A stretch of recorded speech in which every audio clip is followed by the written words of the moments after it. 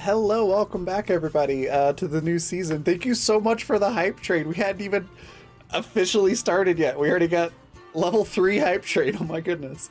So thank you very much. Anybody who hasn't already told me in chat, if you gifted if you subscribed or were gifted a subscription, let me know in chat who you would like to give advantage to, and we'll get them an advantage. But yeah, thank you all so much. I'm excited for this game, Standing Stones. It's high fantasy on fundamental RPG, which I don't think we've really done on the channel yet, so it's pretty exciting. Before we jump into everything, though, I want to give everybody a chance to introduce themselves and their characters, and then we'll pass it on over to Calliope to take it from there. So starting with top left, Zan, tell us a little bit about Finn and yourself. Nope, muted, always muted. Why would you forget? Yeah, hey everybody, I'm Zan. I'm a professional DM and content creator for 5e World of Darkness, powered by the Apocalypse, and a whole bunch of other great games out there. You can find me here, as well as on some other great channels that I'll talk about over at the end of the stream, in addition to my own stuff. Today I'm going to be trying something new. We're going to be playing Finn Karst.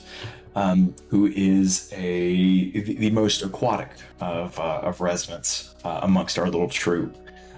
Finn is part of a family that controls the waterway, and as such, all people who share his bloodline are adapted to life in the water through some way or another. Some look like aquatic animals, some just look like water, some, it kind of changes based on person to person. In Finn's particular case, they're a little bit more water-like in appearance, a little bit more like not quite a water elemental, still very much a humanoid shape, but definitely a little more translucent than most would be comfortable with. They tend to kind of keep to themselves a little bit. They're from a really big family, a family that's not really supposed to be this big right now, and so they're trying to kind of figure out how they fit into things and keep their heads below the radar, because if you've got a talent, you get used for it, and it's a lot easier to just kind of skirt by. Yeah. I think that was it. All right. Fantastic. Next, we've got Icy Historian. Tell us a little bit about Veshna and yourself. Alrighty, hi team. I'm so excited for a new season. I am Icy Historian. Icy Historian, all the places I feel like being found on the internet. I am a channel hopping role player, and that's a lot of fun. I'll be playing Veshna Brevik. I'm very excited. Unlike my water elemental friend, Veshna is like a fox girl, which is kind of like an anime cat girl, except not going to be on a body pillow anytime soon. Her family runs the local and only inn tavern gathering joint, the Pylon on Inn. She lives with her father. Her mother has passed away, and she is sort of like a little bit of the town busybody, very much like a Harriet the Spy type character who keeps tabs on any sort of rumors and often is like the information broker for the town and picks up on things that the adults either fail to acknowledge or choose not to acknowledge. Yeah. And she's very excited because her BFF is coming back for the summer. Awesome. Next, we've got Jay. Tell us a little bit about, first of all, how do you pronounce your character's first name? Then tell us a little bit about them and yourself, Beckney. Yeah. Hi everyone, I'm Jay, or Alien Jays. You can find me on Twitter and itch.io at Alien Jays, and I'm a game dev and a role player and a writer. And currently I'm making a system, you may have heard of it. It's called Afterburner. It's all about racing real fast and looking ridiculous. So keep an eye out for that. It should be coming out this year, hopefully in the next, few months or so. Today I'm playing Beckney Page, who is one of the foundling kids of the mayor. And they're a goblin. though they don't necessarily think they are all the time. Especially when they were younger, they didn't realize they were any different from the mayor and his other kid, who we'll get to. Their parents dropped them off unceremoniously at one of the other places in this kind of region because, oops, they can do magic and they don't know how to control it when they're a baby, and they blew off part of their arm and mostly blinded themselves. So they get along quite well, and they've had it since birth, and their self-preservation is questionable, but they are very fiercely protective of their kind of, not necessarily sibling, but the person they grew up alongside, so sibling for all intents and purposes. And they care very deeply about all the people they've met, if only insofar as they're really the only people they know. So, when you only know 10 people, they tend to be your friends. So I'm very excited to see how that goes. Awesome. All right. Also, just double checked, we're at 13 retweets. So at every 10, something happens. The first one being an advantage to a random player. So I'm going to go ahead and roll a d6 here. So that's going to go to another one to Jay. Can I gift that to someone who doesn't have one on the crew right now? Absolutely. Who would you like to gift it to? Let's throw it to Icy, because I don't think she has one. Right. Fantastic. Yeah, we can absolutely do that. And then that means it's my turn to talk about things. So I'm Raven. I'm the creative director for the Raven Evermore, which is my brand for all the various things that I do, most of which are tabletop related. And you can find my link tree here in chat right there. And then if you're watching this later on the Fantasy Network and can't see the chat, it's linktr.ee/the Raven, like it says below my face. And then I'm playing Cauliflower, or Callie, who is how to describe shonen protagonist. She just wants to fight things and get out of this small town and fight bigger things than she can find in the town. Yeah, she's basically like female Goku, but young and lives in a small town and doesn't have access to fancy flying abilities and stuff. She just wants to punch things. She's gonna be a lot of fun to play. She looks a lot like what's behind me there. Yeah, and that's Callie. And then before I pass everything off, a couple more things to mention are sponsors, which I will get into chat here, which is Fundamental RPG, so the system that we're using for this game. You can pick up a copy for the physical book on Amazon, or you can go to coffee.com/raven/shop. So like it says at the bottom of the screen, just add /shop to the end of that. And you can find the PDF version and free character sheets that are all there available to download. Also at that same website, you can find Intrepid, which is adventuring gear for real life. There's some really cool new stuff that's up there right now. Some Pride water bottles, a coffee mug, which looks really cool. But there's also outdoor and athletic and casual wear, mouse pads, a whole bunch of stuff, but it's all tabletop themed or influenced. So very cool stuff there. And then finally, Die Hard Dice, which is just an amazing dice company. Great people over there, and their dice are incredible quality. They sent me over a full set of the Prismatic Rainbow dice this month, which looks kind of like this. It's a little hard to see on the camera, but they're gorgeous. And if you'd like to pick up your own set or anything else, just be sure to use the code BlackFeatherMay, all kind of one word, capital B, capital M, for 10% off your order. And I think that's everything. So I'm going to pass it on over to Pat. Tell us a little bit about, is it Pyron and yourself? Pyron, like Byron, Pyron with a P. Okay. Awesome. Yeah. So I'm playing Pyron Page, another child of the mayor in town. Pyron is an anthropomorphic pangolin, so that's great for him. He's also he's the resident angsty theater performer kid of town, and the mayor just doesn't get that that's his life. He's very excited to have a sibling that is just as into chaos and hijinks and destruction as him. That's pretty much his bag in this town. Love that. All right. And then Hannah, tell us a little bit about Sage and yourself. Hi, everybody. I'm Will Hannah, a part-time human, occasional creative, and today I will be playing Sage, who is in fact a fawn, hence the makeup. Sage lives kind of on the outskirts of town near the forest with their parental unit Faunus. It's just a really on-the-nose name. Who even knows if it's their actual name? Where they practice medicine are basically the town's apothecaries. And Sage is frequently the one who is forced to go into town to deliver the medicines and also look after the mayor's kids who are like to blow an arm off at any given moment. That's fair. And then last but not least, we've got Calliope. Tell us a little bit about yourself and this really cool world that you've put together, and take it away.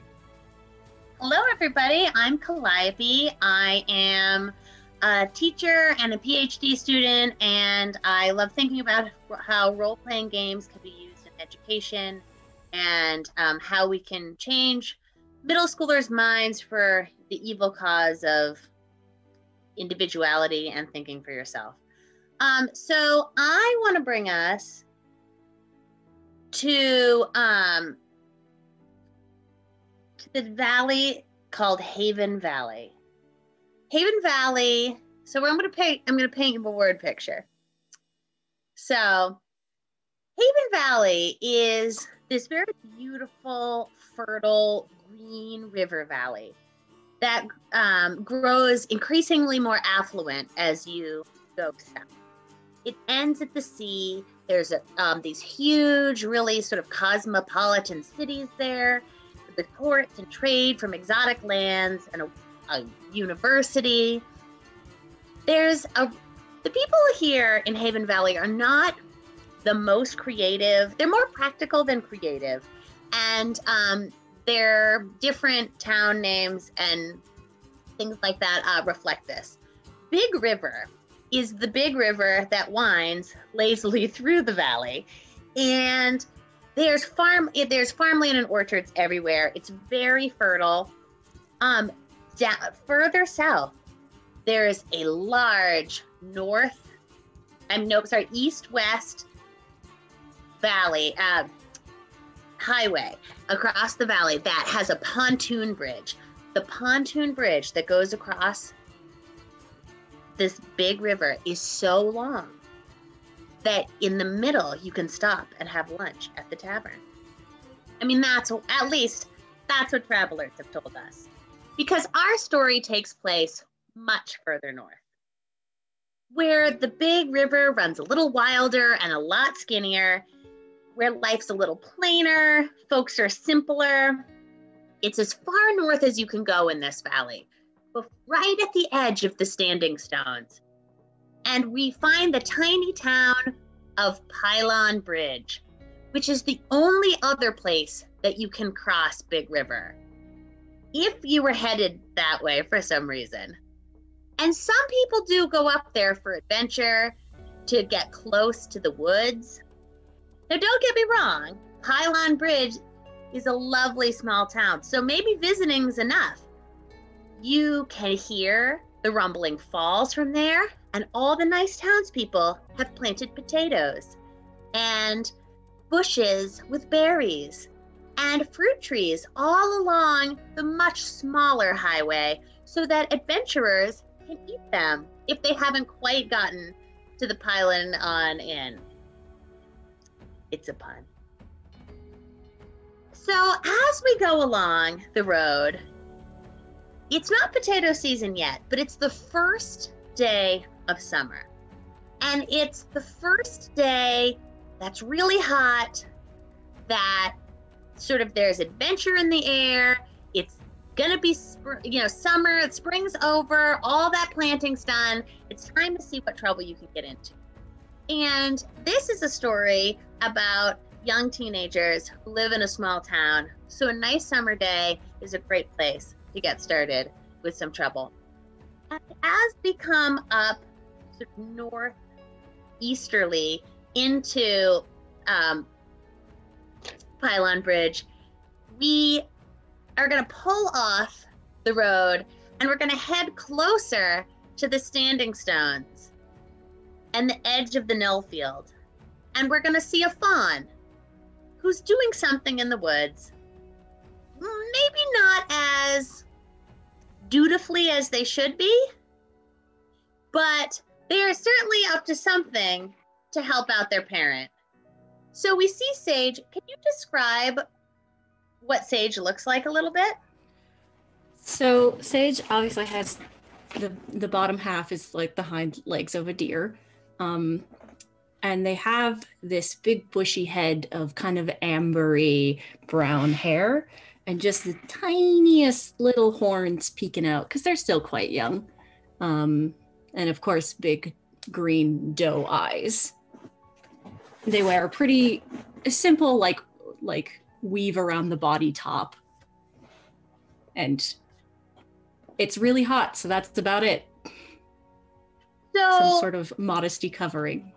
What does Faunest want you to get out in the woods today? Probably some more like things that are good, like any kind of herbs and stuff like that. That's going to help people cool down or deal with heat stroke because we're coming into that season. Awesome. So let's do a roll. The Ooh. First one of the game. Ready? I want to see how you're doing as you're picking stuff up. So I think this is a naturalist roll. Oh, good. My best. We're going to start the game with my literal best skill. Yeah, we are. We're starting easy. Okay. I rolled a 25.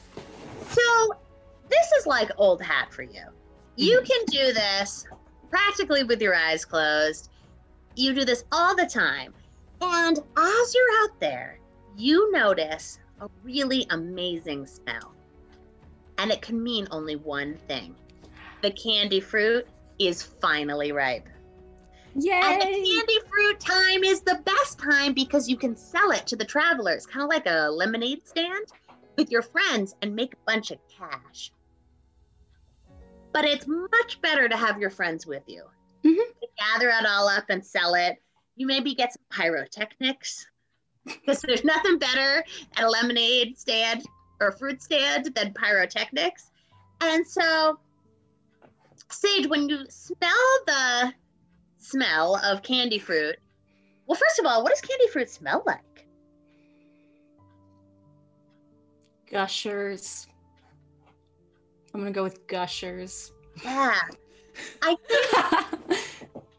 feel like candy fruit smells and tastes like all those fruits that are not real fruits that are in candy, like blue raspberry. Just a bit sweeter than real fruits.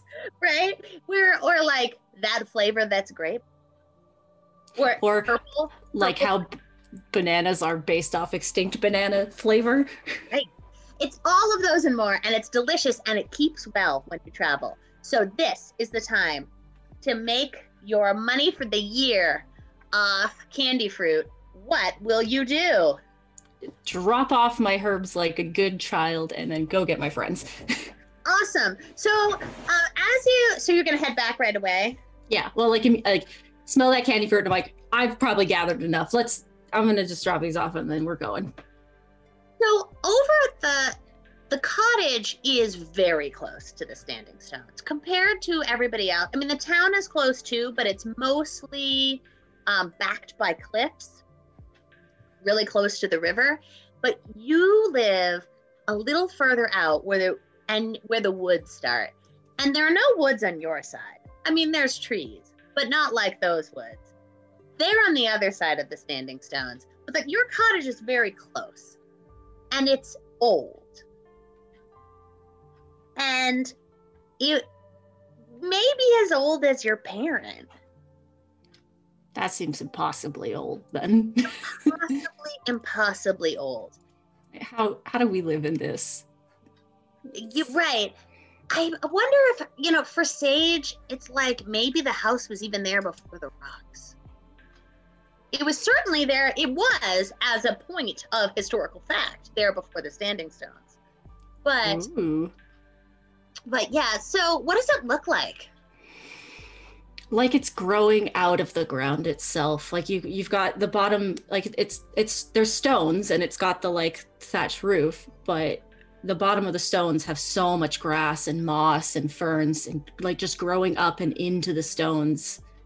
It looks like it's part of the land and the forest. I like the idea maybe that some of the windows are round.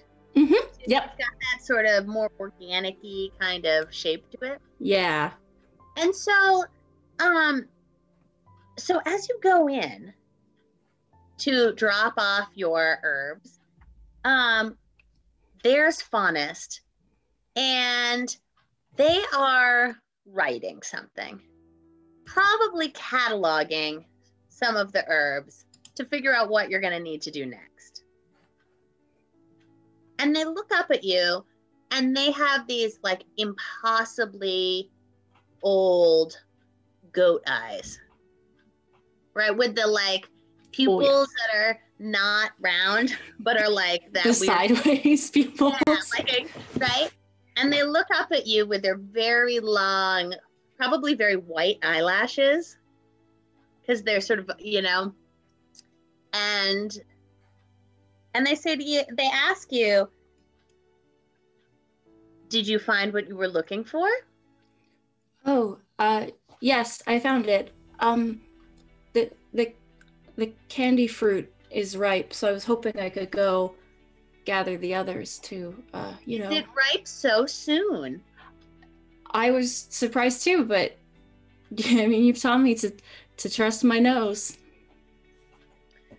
Well, I suppose if you've collected your herbs, you must go and see. It would be a shame if you did not collect enough candy fruit for the season.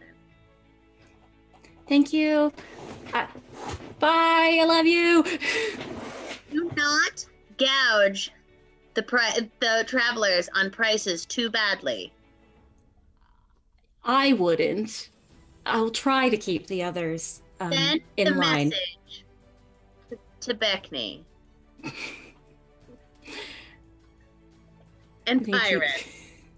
I think you have to worry about Vesh no more than those guys, but okay. And I think as they send you off, they're also going to send you with like a little list of like a couple things to get, a couple jars from the store, and while you're in town, collect these things and be home before dark. I will. And Good luck with your stuff. Bye. and they just sort of smile to themselves and look, it has been candy fruit season at this time for many years. And they look at you fondly as you That was a mistake. As you skip off down the road. So as you start to skip off down the road towards town, is Sage a careful sort of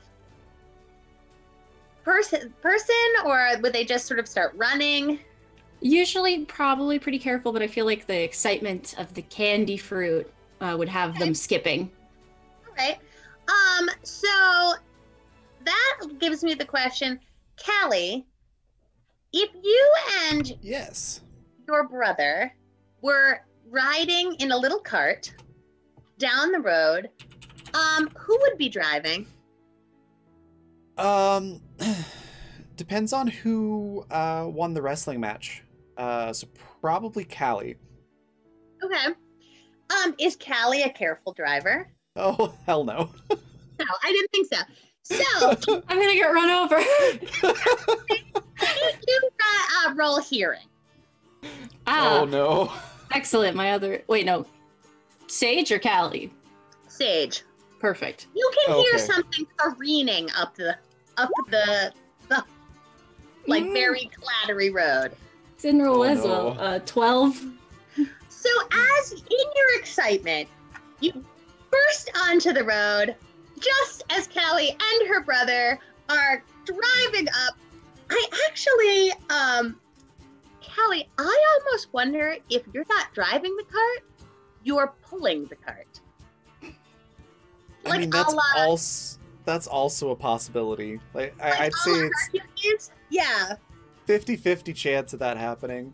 Her wanting to get in some more training before they get to the town. Yeah, so I actually, if you don't mind, you can both drive and pull at the same time, and you've got this very small, like, 2-wheeled cart behind you that has your brother, who's mostly asleep, and you and Sage come face to face very, very quickly. So, I would like you to roll. What's the best roll? Oh, nimbleness. Why don't you both roll nimbleness? Okay. Don't fail me now. Oh no. We both failed. Both failed you now. So we started too strong. in an epic collision in which Callie and Sage are rolling over each other, and the as of yet unnamed brother goes shooting off into the air. So he is rudely awakened in midair. What is his name? Yeah, give me one sec. Is it Brock? Like broccoli? Yeah, that'll work. Yeah, a string of very creative expletives, some of which are new since the last time you've been up here, because somebody came and taught him some new ones. He goes flying through the air and crashes into a tree. How do you take damage? As in, like, So, this is not really unarmed combat, but this is a very large collision. So, what would be the best way, mechanically, for you to like, smash into each other? Oh, I'd say that probably, like, a D4 damage. Okay. So, go ahead and, do you want me to roll that? I guess I could roll that. Sure, either way. Whichever one you prefer. What damage do we do to each other in this wonderful mid-morning collision? Oh, good. All right. So you guys are not really very hurt. Only some hurt. And it is mostly your pride that is wounded. So when Callie and Sage bump into each other, are they angry? Or are they delighted? No. Like, they haven't seen each other since last summer. Because starting in the fall, Brock and Callie have to go back home to the farm and, like, get everything sorted out. So, Callie! You're back! So Callie's like on her butt, rubbing the back of her head, going, "Ow! What did I hit?" Oh, hi! I didn't see you there. Sorry about that. I also didn't see you, so that makes us even. More importantly, the candy fruit is ripe. It is time to gather the players. Brock is, like, rubbing his head. He's like, what the... Oh, jeez. Can you just watch where you're going? Hello. Hello, broccoli. Callie, like, summarily ignores Brock.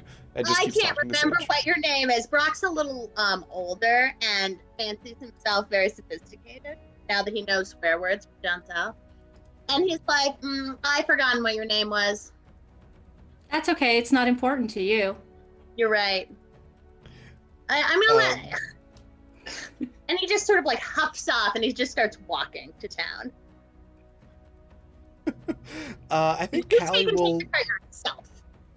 will, assuming there's no objection from Sage or Hannah, Callie will, like, scoop up Sage and just plop them into the cart and start heading back towards town.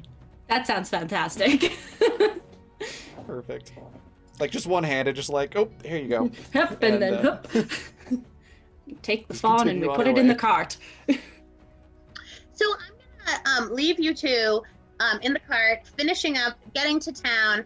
I'm imagining you passing Brock, maybe purposefully throwing dust in his face as he's like, I'll just relax in the weird. cart. Yeah, ugh. What, you're taking your life in your hands, Sage, or whatever your name is. See, you do remember. I'm very proud of you. Before. I knew you were smart enough to remember simple things such as names. Callie's also gonna just like call over her shoulder and be like, pick up the pace. The candy fruit's ripe. We gotta go get candy fruit. I'm not playing with you. I'm working. Brock is extremely pleased with himself because he is old enough to get a job at the inn. And he is going to be washing dishes all summer. He doesn't have time to get candy fruits this summer. He is working a real job. So we're going to leave you guys there. And the camera pans to the biggest house in town. It has columns.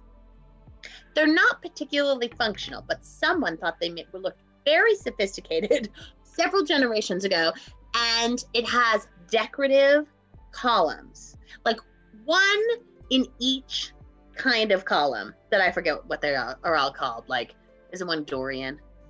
And all the other kinds of columns that there are. There's like a variety of columns so that you have a nice smorgasbord of column varieties. And it says page on the outside. And you can see that it is a library on the bottom, and it is a home on the top, and it is the home of the mayor. The mayor is not home at this time.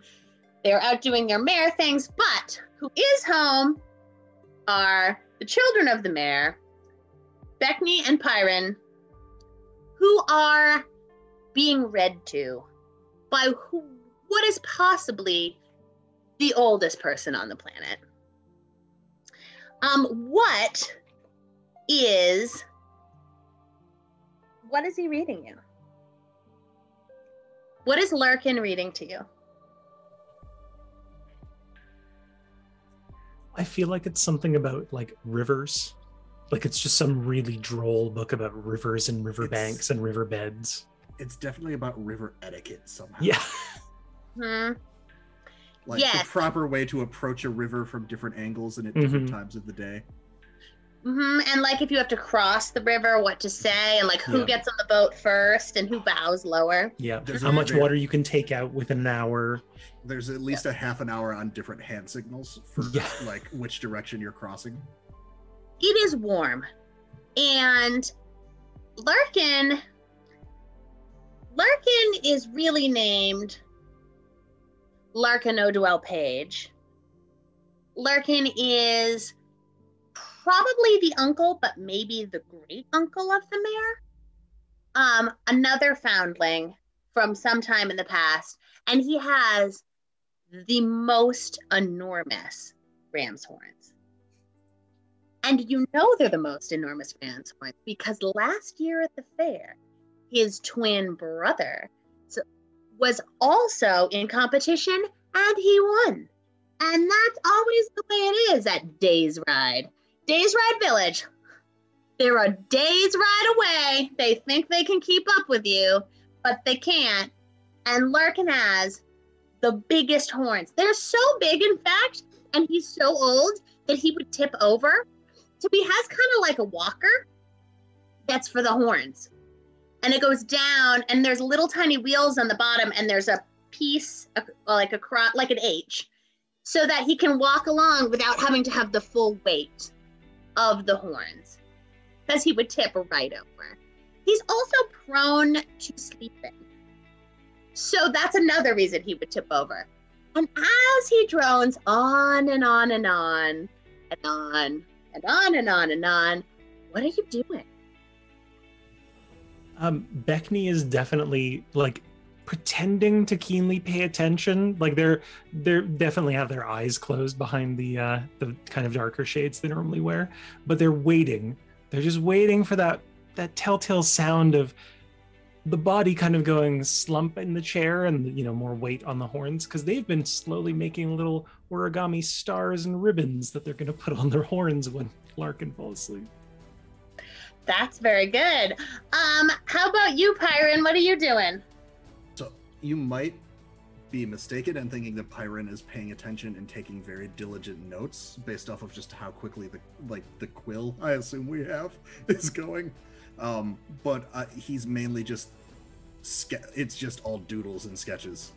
It started out as a river and then was like different fireworks that he's designing to go over the river, moving on to drawings that he, knowing that Beckney's probably got the horns covered, he's drawing different ways that he's going to decorate the wheels for the horns. I feel like the wheels, this sort of horn walker, has been decorated a lot of times in the past. And Larkin's not so mad about it, but he has to be very indignant. It is his personal charge to get you ready so that when you are grown, you've heard this speech many times. You could probably say it.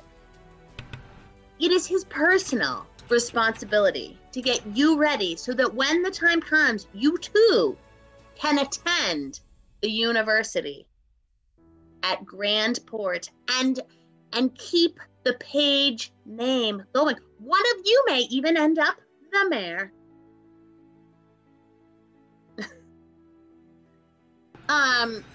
So in privately, I'm not sure that he feels that it will be either of you, but he does like to give you that lecture just in case. Beckney, why don't you go ahead and roll gut feeling to see if you can figure out without looking when he falls asleep. 20. With a 20, this is like old hat. You guys had again, it is gorgeous out. Gorgeous out. And, there's a fly buzzing around. It is sunny. It is too nice to sit here and listen. And if you don't wake him up, Larkin is liable to sleep for the next 4 or 5 hours. You might even be able to sneak back in. Welcome. So tell me about how you decorate his horns and then what you guys do next. Okay, so yeah, as soon as they kind of realize oh, that's the moment, they slowly kind of, when you're in middle school and you just do that thing where you slide under your desk out of your chair, they do that and they go down onto kind of a crab crawl across the floor behind the desk.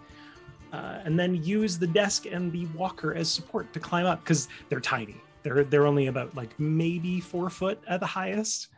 So they kind of have to clamber up, and then they'll ornament only the back parts of the horn so that Larkin wouldn't be able to see it unless he's looking in a mirror or a river. I feel like those go really well with the kick me sign. Yeah. That's also been there for quite some time. Quite a while, yeah. Maybe I have an idea. Maybe it's not just a sign. Maybe it's something that Beckney actually sewed for him. It's not very well done, but on the back it definitely reads "Kick Me." I love it. It's like a decorative scarf or something. So as they're doing that, they're kind of motioning to Pyron because they're trying not to make any noise, but they're doing one of these we got to get going soon. And Pyron, from his, satchel that he's got with him, pulls out this little mixture that he's been working on and slides out of his chair and just rolls over to where the wheels are. And I'm, with my quill, I'm dipping in and painting the wheels with this. It's a little, it's it's some dye that I probably made Sage help me find. And it glows at night and just shows up in his path. So he'll leave this mark all over town and not realize it for a while. I love this. I'm trying to figure out, let's see. Well, I'm trying to figure out what you would roll. Do you think that's Right? an engineering kind of roll, or do you think it's a medicine roll? Most of my special effects stuff is, or I was hoping would be like mechanical engineering. I was gonna say, could But be it could- art too. It could have, Yeah, that's Oh. true. it could have been For like, ink it and could things be like something that. social for whether I actually convinced Sage to get me the right thing. So, all right. Well, you can Don't choose. tell them what it's for. Yeah. Let's go with art. Okay. 17. So Art with a because- 17, yeah, I think it's gonna work as, as planned. It probably doesn't last forever. Mhm. It's more like a glow stick kind of, amount. But I love this. And- It's a first attempt too. This is like the experiment for when we start bringing tagging to this town. Yes. And that's the thing that I really like about this kind of age and this probably group of kids is that the pranks are very pranky, This is a nice town where it's high fantasy, but there isn't part of the thing about Haven Valley is that it's relatively prosperous and people try to look after each other there. And so, especially way up north here. So people generally, they're relatively happy. And so they're not going to be that mad when they find out. They're going to think it's pretty funny. Probably. But there's always that chance. All right. How do you guys leave? Do you leave? You must leave. Oh right? yeah. Yeah, it's time to get out of here. How do you leave? How? Because this is the question with Pyron. How tall is Pyron? Are we both short stacks? I never imagined he was. Like Yeah. he's probably more squat. I feel like I imagine he's pretty round. Okay, so I have an idea. Whether or not it's a window or a door, it'll work kind of the same. Is that like picture like a seal on like a ball in the circus? I'm kind of picturing Beckney standing on Pyron, as in either in the ball or just like holding up, and we pop the window open and then hightail it out. You're on the second floor. So Ooh, do that's true. you We could roll down the stairs. you could roll down the stairs. Because I think Beckney growing up with this kind of it wasn't armadillo, sorry, what was it? It was pangolin. Pangolin. So I think Beckney growing up in this pangolin household is very used to rolling around to get to places. Yeah, I think like if that's cool with you, Pat, I think we should like open the Oh, door yeah. and just roll out the door down the Yeah. stairs. Okay, for sure you guys are both gonna have to roll nimbleness. Oh yeah, Gosh. we're the worst pinballs in history. 13 and a 14 between. Yes. Okay, so with a 13 and a 14, I think it's fine. It's fine, but it's really loud. Mhm. Really loud. And that's fine because Larkin's approximately the oldest creature on the planet. But you do catch the attention of Uncle Toots. And Uncle Toots comes out of the library and is like, hey, man, what are you guys doing? It's a library. You gotta be quiet. People are trying to learn.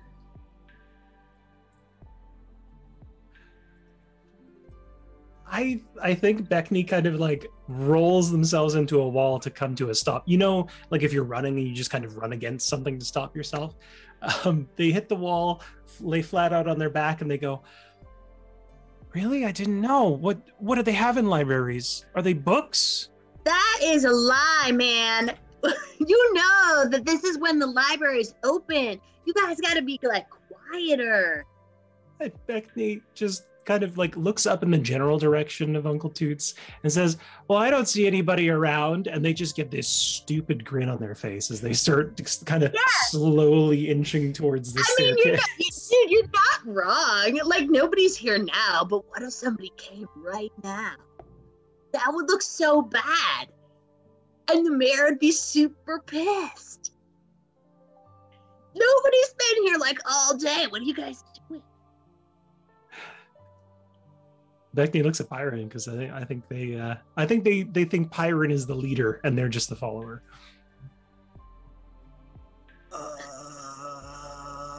Or where they assume Pyron is anyway. We were leaving so that we don't make any noise. We've got outside studies that we're supposed to do. There's a project outside. You are such a bad liar, Pyron. You're just like I'm a really good liar. we gotta study the rivers because Larkin's telling us about the rivers and we gotta go figure out. Okay, so here you go, right? If you're going in the rivers, are you gonna like go over to the bridge? Sure. Yeah. Yeah. Can you, if you see Wisteria, can you tell him like that I said hi? Sure. All right. Don't get yourselves in too much trouble, all right? And he like hands you each like a coin, and is like, "All right, get out of here quick before we all get in trouble." Beckney kind of gropes around, grabs the coin, and just tucks it behind their ear, like. All right, go! Well, the coast is clear. Come on, do it. So, I think this is about the time that Sage and Callie have made it into town, and there's only one person who runs with a cart in this neck of the woods. So I think that you would probably recognize it as Callie. What do you guys do? Does it sound like, are they kind of approaching with a good canter, Raven, or are they just approaching like just kind of a normal speed? How fast are we going? I mean, probably not like as fast as if a horse was hauling it. Pretty darn fast because Callie heard candy fruit is available and fair. She really wants to get into town and get some. Fair. So yeah, I think Beckney kind of like reaches out a hand for Pyron. Is like, is that a cart? It looks like a cart. Do we? I feel like she's almost hit us before, right? Probably. I think try. Yeah. I think you might have to alley-oop me. Well, Pyron, you get one chance to prank her first. Or like she's hit you so many times, like you've got one chance to like get the first, kind of go at it this year. I have an idea. I have an idea if you want help on this. Yes. So when you say alley-oop, my first thought is Beckney comes in front of you, like hands on your shoulders, and then we go backwards into a roll. And as we're rolling backwards, Beckney like kicks you up, kind of like kicking up a ball. That was my thought because I figured we were so short that we just get missed and run over. Absolutely, yeah. But I'm thinking like if we aim it at the cart sound, maybe we like volleyball pitch it. I also really like the idea that then maybe Beckney just lays there so that the cart can roll over. 100%. Right? Like when you try not to hit a turtle. 3 times out of 4, I don't get hit. Yeah. All right, let's roll. This is for sure some nimbleness. It's gonna be a little more challenging. Oh God, I suck at nimbleness. Yeah, I did not put a lot. Is it the missing arm that prevents your nimbleness? It does impede nimbleness? things a little bit. Yeah, yeah. You've got to arc a little more with the nub. Oh God. Oh no. We're awful at this. You both do have advantages. Just little reminder. I don't know if it's gonna help much. I think we're good. Let's play this out. Let's roll with it. Okay. Beckney,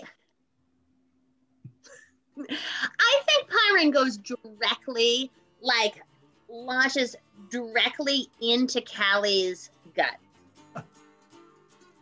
So not quite the arc we were hoping for. Directly into the gut, and Does he bounce back and hit me? I feel like How I feel like elastic there am might I? be puking involved. Oh. Oh, no. Like, you know when you hit someone right in the wrong spot and they like Mhm. puke? Do, Yeah, Um, we just launched a medicine ball and Raven, do you want to roll for anti-puke? Like See? a physical fortitude. Okay. maybe? Callie does. should Physical fortitude? do I have a chance to not be hit by this flying thing? Could I try to dodge it? This is Sure. arranged. Sure. Okay. All right. Would you like You me can to dodge a wrench, roll you can dodge a pangolin. Would you like me to roll a combat dodge roll or a nimbleness roll to see if I can get out of the way? Just on Let's just do skill? nimbleness. Okay. 22. Okay. So you are able to get out of it, which means that Pyron, I mean, with a roll that low, Pyron is gonna get run over, I guess, by the cart, and which would knock Sage probably out of the cart. And Beckney's like sitting there like this for a really long time, but the cart The card never goes. I would like to say that maybe Callie is able to dodge and ends up right on the porch of the pilot on it. Sorry, Pyron. You're gonna you Mhm, take a little being squashed damage. mhm. Good thing you got all those plates. Yep. Yeah, but right. So luckily you are pretty well plated. So it won't be a lot.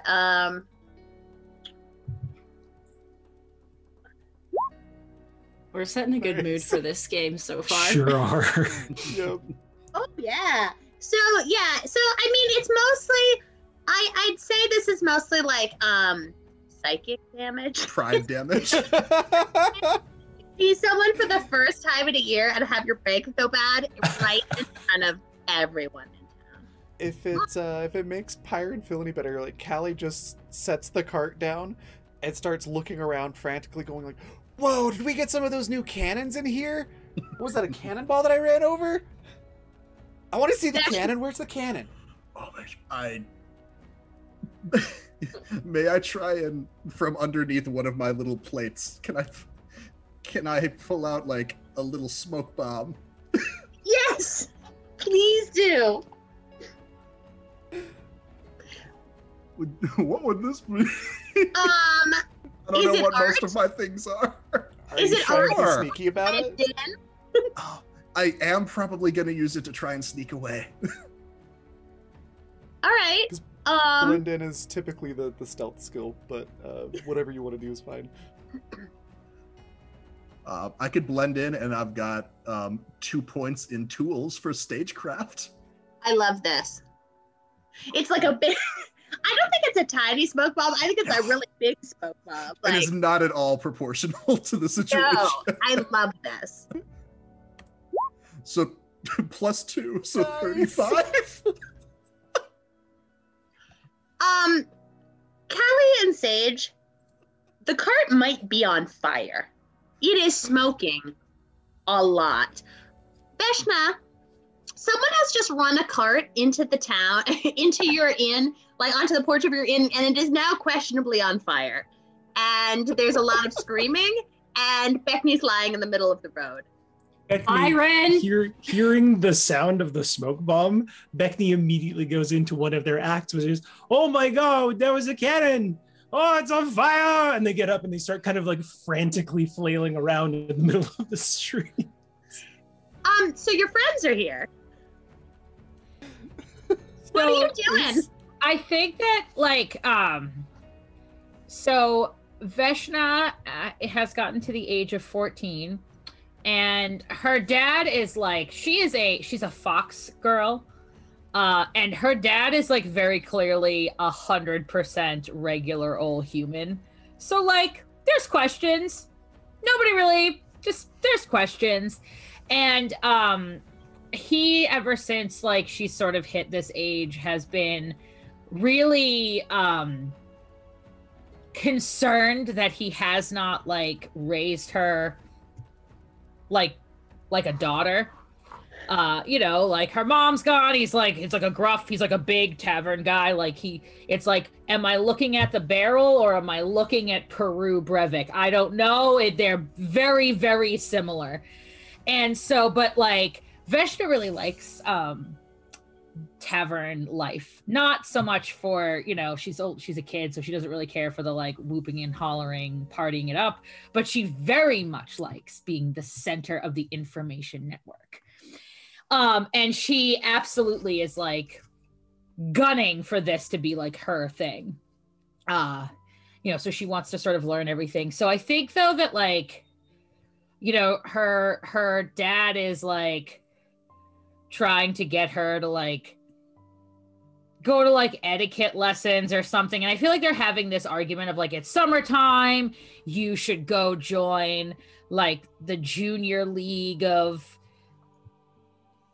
other children that are not your friends, etc. And like I think that like Veshna, if I told you once, I told you 100 times. It's time that you join the league of other children who are not your friends and learn some manners.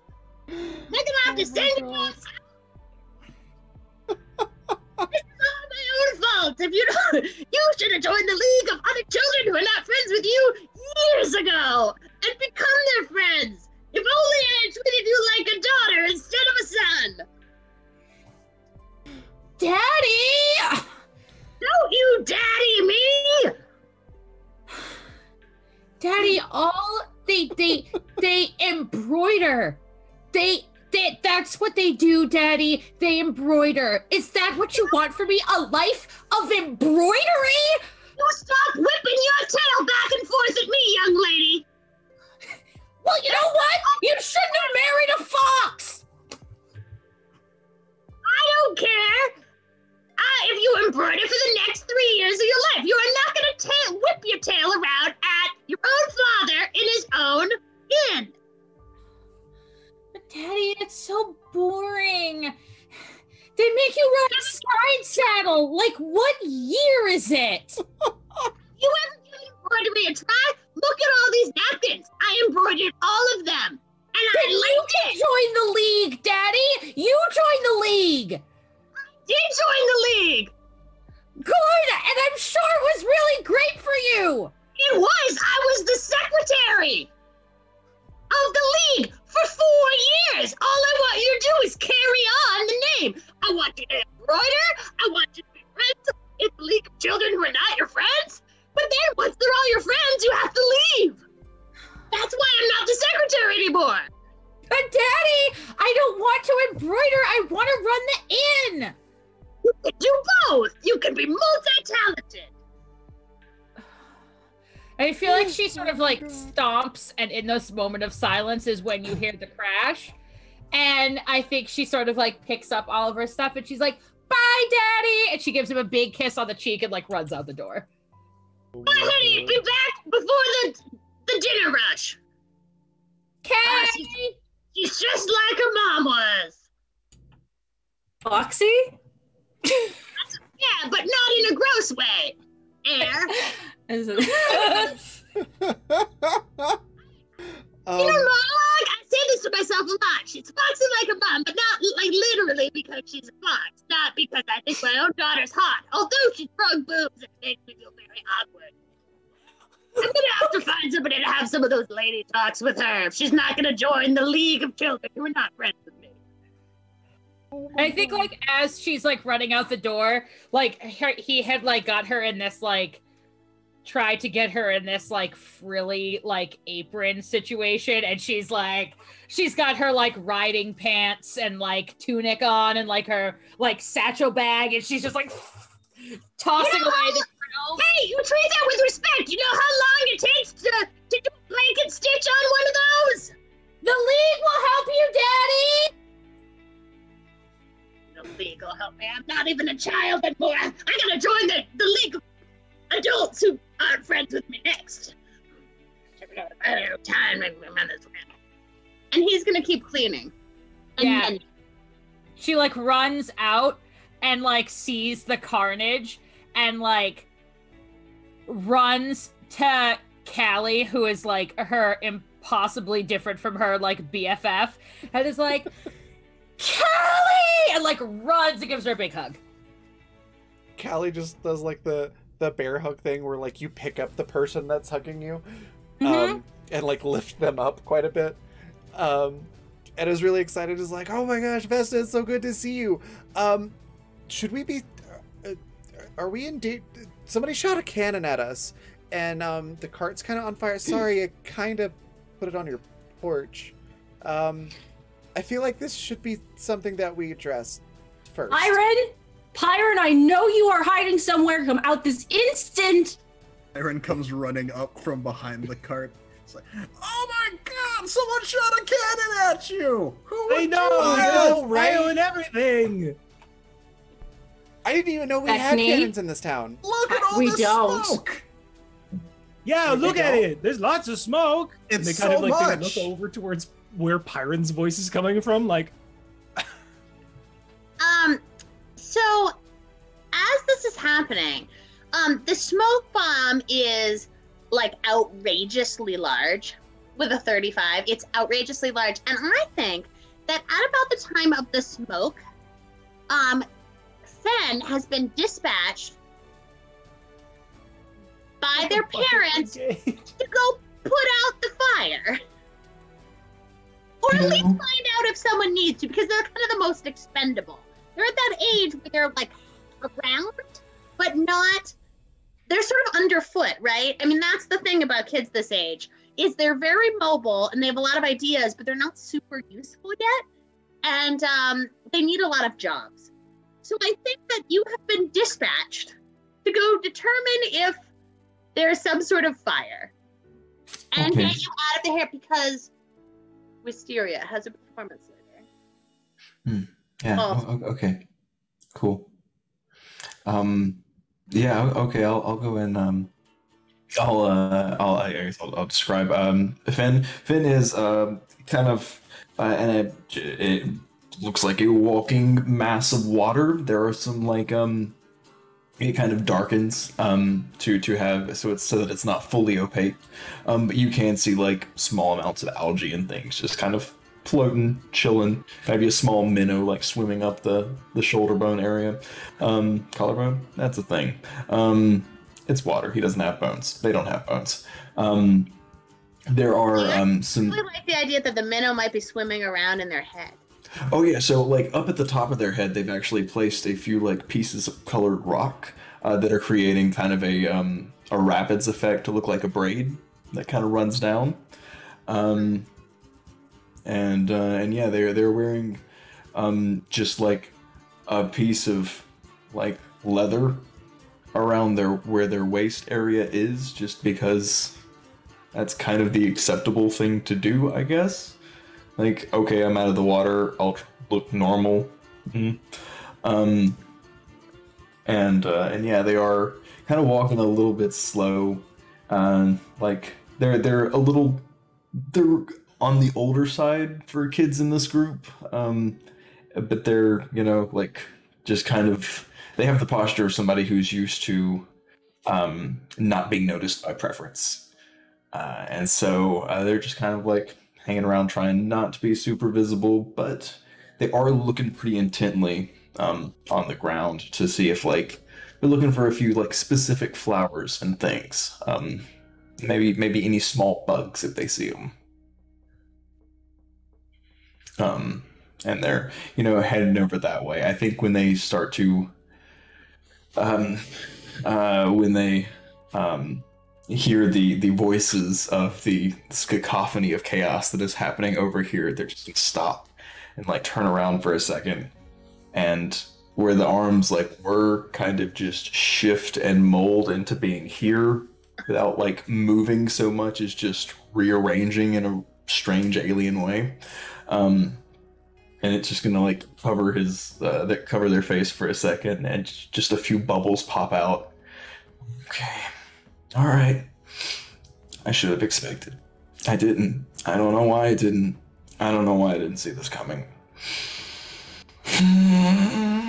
Okay, let's do this. And I'll take the little pack of night crawlers and things that I've gathered and kind of divided into a few separate packages and put them into a little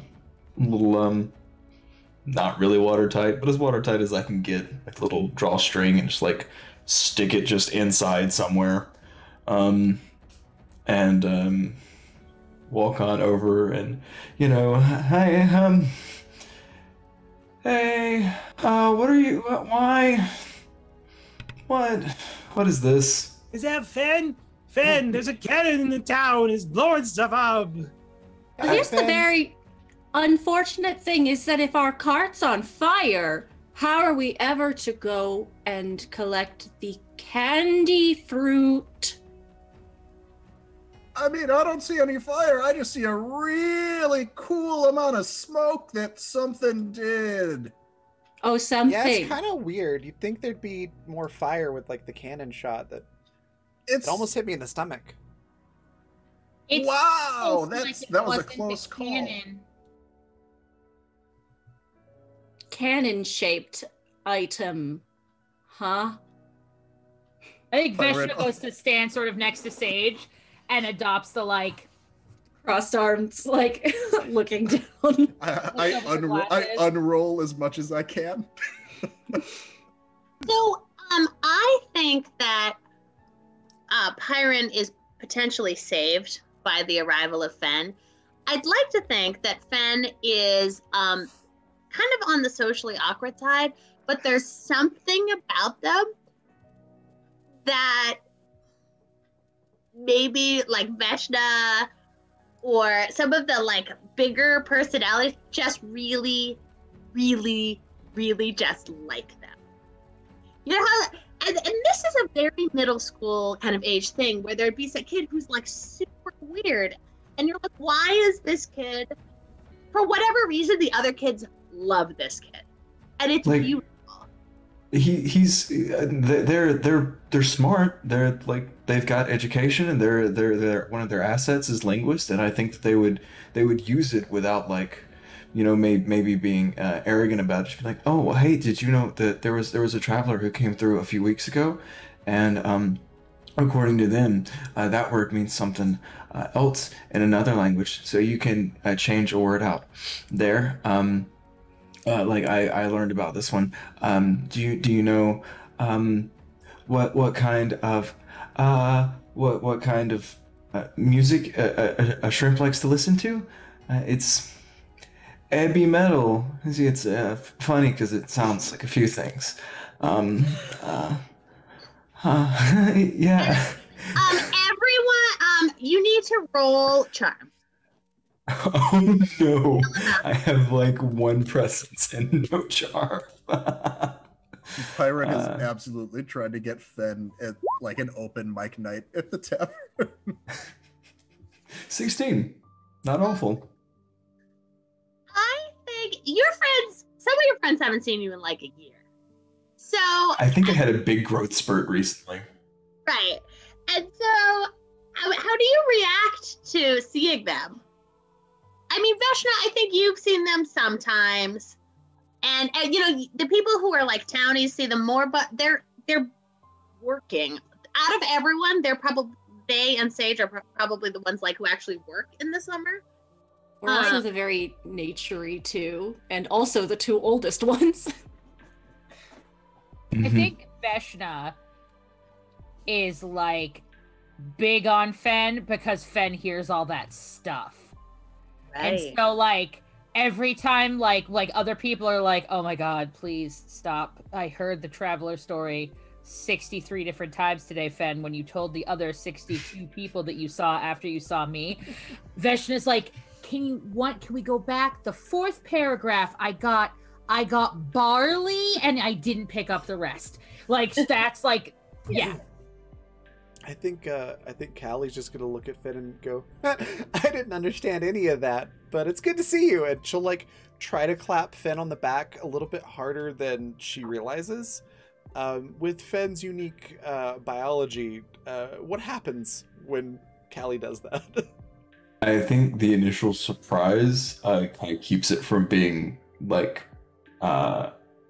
properly firmed up for the impact. So I think your hand goes in a little bit, and then Finn goes, "Oh, that's right. This is contact. This is we're physically interacting. Okay." And then like through a little bit of conscious effort, the water like kind of forms into almost like a balloon against your hand.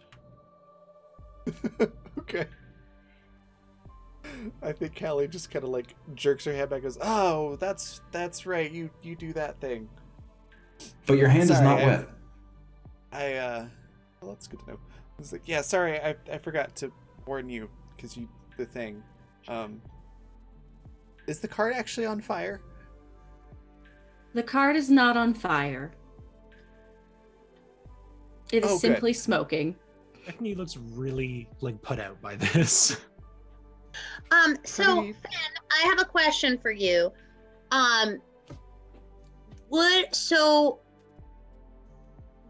Before we came here at session 0, one of the things we talked about for Finn was that staying away from the water would be hard. Yeah. And is that something that we're gonna go with? I think so. Yeah, I don't know if it will be physically endangering, but I think the longer that they're out, like the more just shit from the environment they pick up, and so their water begins to like visibly dirty and Okay. things. And I think that keeps them from functioning as well as they do when Okay. they're in water. I guess I was specifically asking if your friends would need to find you a bowl. I mean, they can. Like, I could probably fit in a bowl if I really needed to. I could fit in a bowl. Maybe on the side of the road, there's like a horse trough at the inn. Mhm. And we are like, crashed up against the inn. So when you go out and about, like with this gang, do they take like you in a bucket or is that something for younger people? Like, did you outgrow the bucket? I think there was definitely a little red wagon with a bucket phase. That was 100% a thing for a while.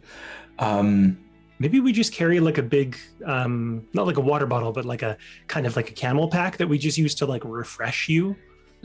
If that I could makes see sense. that. I could Like see a that. water- I could also see a barrel with the like top part of it just missing and made into a backpack. Ah, And it's Love that. probably too small now.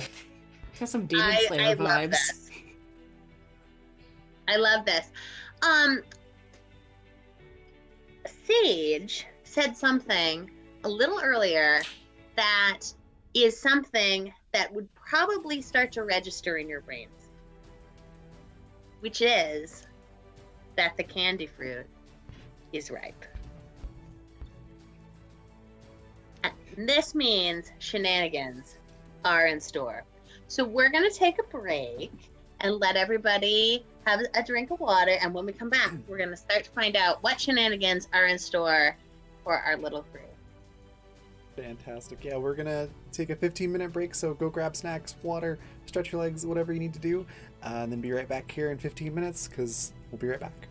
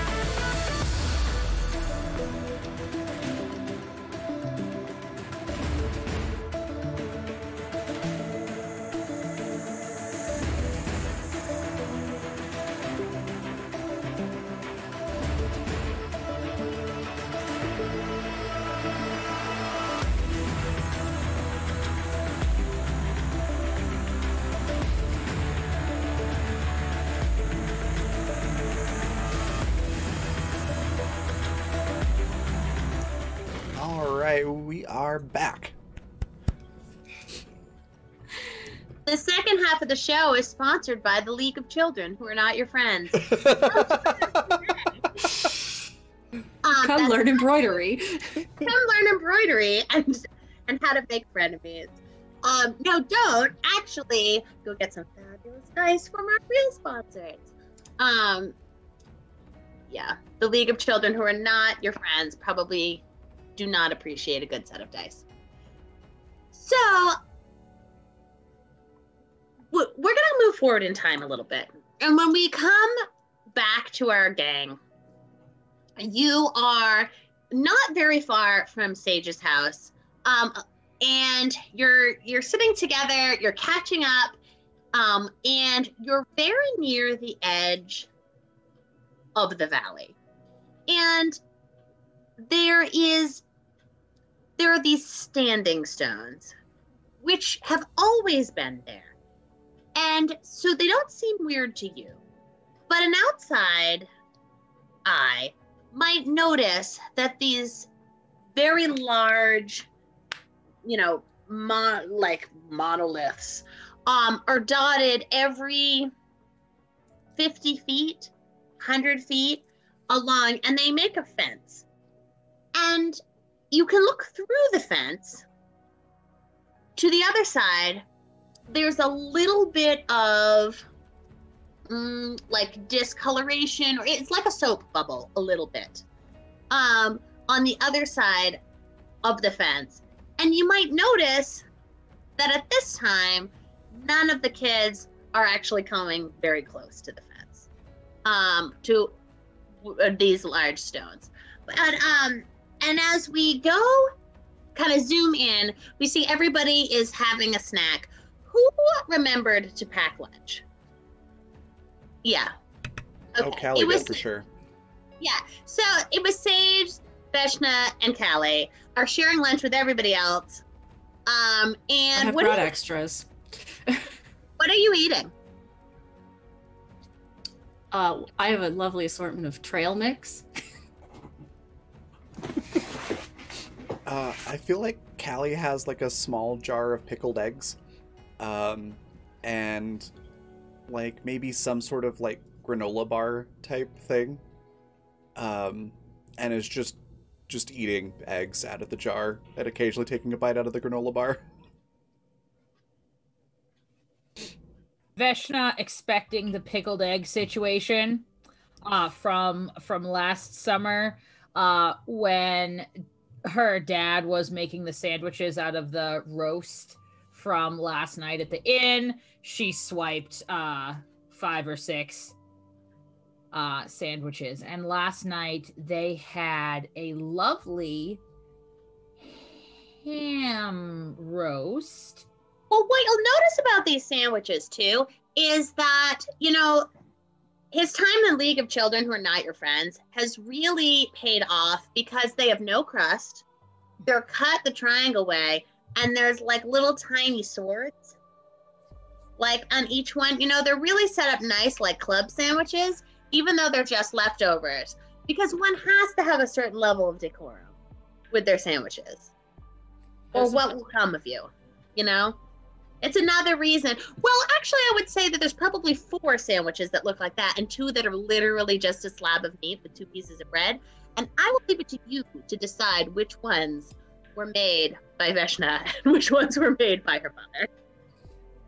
Yeah, I mean, like, Veshna, right, is definitely like, she has the personality for the tavern keeping, but missed out on etiquette school for now. So what are you guys talking about? Like, you guys haven't been together in a year. You're here at the edge of the valley. There's no grown-ups around. You're starting to plot what you're gonna do to get the candy fruit. What are you doing? Callie probably looks over at Veshna in between bites and is just like, so what have you been up to? This has been like a year. These eggs are really good. Veshna's like doing that thing, that like where she can't watch Callie eat the pickled eggs, so she's looking kind of at the spot in her forehead between her eyes, like up here, like they teach people to do if they're like socially awkward. You know what I mean? Like don't make eye contact with people. Look at their forehead because it registers just the same. Uh-huh. So I think she sort of is like, well, I mean, like, school went fine, as always. Hung around at the tavern with my dad. He still won't teach me how to brew. She says that it's not for daughters. And I told him then, well, he should have worked harder for a son. And then he told me that that's not how it works. And then he told me how it does work. And like, That's all no. really confusing, but gender roles are kind of dumb. You want an egg? She holds the jar out towards Veshna. Your father told you about dare. the formation of you from the earth into a concrete being? Wait, that's not how other people work, is it? It was a little bit more euphemistic than that, we'll say. Yeah, I mean, you know, he keeps trying to get me to like What's go. a euphemism? Is that like a dessert? What's it taste like? I don't think that it's a dessert. Whatever you want it to taste like, Kelly. She kind of like That's definitely a euphemism. pats her on the knee. But he keeps Chicken trying legs. to get me to go to this fancy like finishing school because he like mom's sister came by in the wintertime and she like doesn't visit that often, and like she keeps telling him that like I didn't turn out the way my mother would have wanted. And now she's got it in his head that I have to go learn how to embroider and ride side saddle. Wait, you use a saddle? I don't know. Stupid. Why would you want to learn? I mean, like, embroidery is nice. I've learned a little bit myself. But more importantly, why would you not want to go out and see the eels in the woods? Or did I tell you guys I could hear the Leucocrata laughing in the woods at night? I heard that they hypnotize you and eat you. No, I don't think that that's right. But maybe I haven't ever seen them, so... I heard they smile at you and then they hypnotize you and eat you. Well, we'll never know if we never get to see one. And you probably won't get to see one if you're busy embroidering. If they're strong enough to eat people, then they're probably like really strong to fight. We should find one. I wonder where we would find one. Not on our side. I really want to get out of Oops, sorry, this go ahead. area. I don't want to stay here inside these like stones and stuff. There's got to be way cooler stuff outside of, you know, our town or whatever. If I stay here, I'm going to end up embroidering and riding side saddle. And marrying someone from Day's Ride. Ugh. I think she like flops back dramatically, like. I think there might be something mystical out beyond the barrier. Because I saw there were like these little snakes, but there was a head on each end and tiny wings. What? I've heard from folks that came from outside. We were kind of moving them around, that they said that, you know, there was nothing weird about the barrier at all. There was the same as it was here. It was just Well, then why is it there? Just to make us curious, keep us safe. You know, if we keep to the perimeter, then we'll probably stay safe. Safe from what? If it's the same on the other side as here, what are we being kept safe from? Travelers And- come and go all the time. Yeah, and they It's have the to carry potato swords and monsters. things. We can So? get swords and things. Oh. Oh, that would be cool. We have Pyron. He's basically like a shield. I'm still looking for the thing that's on fire. I don't know how I wound up in this. Oh, This bucket is did I gonna not be tell the you? end of me. We Oh yeah, it wasn't on fire. we're going to get the candy fruit. It's ripe now. Oh, is that why there was a fire? No, that Conversation. Pyron and Beckney, I feel like you guys might be losing interest. Because, like, if you've heard, like, you have probably heard very long, boring things from Larkin about the, like, formation of the field and the stones, whatever. But the best part about the field is that it hurts when you touch it, which is a very middle school thing. So as they're all having this very serious conversation about it, how can you use that information to your middle school advantage?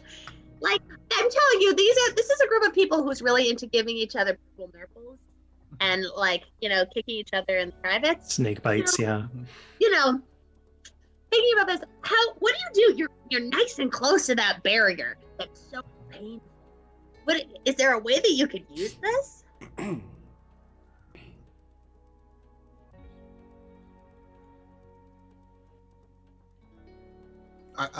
So I think most of the trip, Pyron's been like running around, like gathering things and just bringing it to Fen to see if they think it's cool enough to like keep as part of like to decorate themselves, and is probably coming up short with a lot of things, but just keeps bringing you random stuff like, oh, like do you have these? Like, have you seen these before? But as soon as y'all are talking about on the other side of the gate, I think we probably exchange a conspiratorial look, right?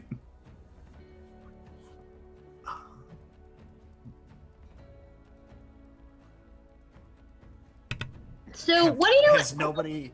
So with the candy fruit, that's cool too. But you guys know that y'all know that the field. You know what the field tastes like, right? Dirt, grass. No, you're not. No, we don't. We don't like the field. No, that's a bad idea. Beckney, That's- they haven't tasted the field. You guys are missing out. Oh, Does it not taste like dirt and grass? Because I train in the field back home and usually end up with a lot of it in my mouth, and No, it tastes like dirt and roll grass. the bubble charm field. right now. You roll charm right now, and we'll see how this Ow. goes. I will roll charm right now. I'm gonna use an advantage. All right. Damn it! You still get the 15. So Yeah. it doesn't matter how charming you are. Sage doesn't trust you as far as they can throw you. Which might be pretty far, actually. Yeah, probably. I'd It's like ma- to think that was in character, and then you give it a go. I said that once to a friend of mine in real life. I don't trust you as far as I can throw you, and he was like, "Give it a show me. How far can you throw me?" So, but yes, you guys are all starting to like fight and maybe throw each other. Was Callie fooled? Yeah. Callie is not very bright. Well, let me put it this way. My discipline is at a 2. And my empathy's at a -4. If that gives you any indication. So, yeah, I think Callie's gonna be like, oh, that field thing. I'll try it. She's just gonna walk up to the barrier and stick her tongue out. Ellie, no, that's going to hurt. It's fine. Lots of things hurt. Beckney has definitely got like one hand over the ear, like, As you approach the field, it is like the closer you get to it, the more solid it seems. Right? Like when you're a little bit further away, you can only see it a little, but as you get up close to it, it becomes more and more sort of opaque or translucent. And it's just sort of there. So do you how do you approach it? Do you just stick your tongue out? Are you gonna stick your finger into it first? just like straight up middle school. Somebody dared you to lick the flagpole in winter. Double Just dog dare. sticks her tongue Yeah. out and like moves her head towards the thing until there is contact. Right. It is a feeling that is very similar to what I would assume it feels like to stick your tongue in an electric socket. It is very how do you react to that? But how does it taste? That is a very important question. We taste like hot?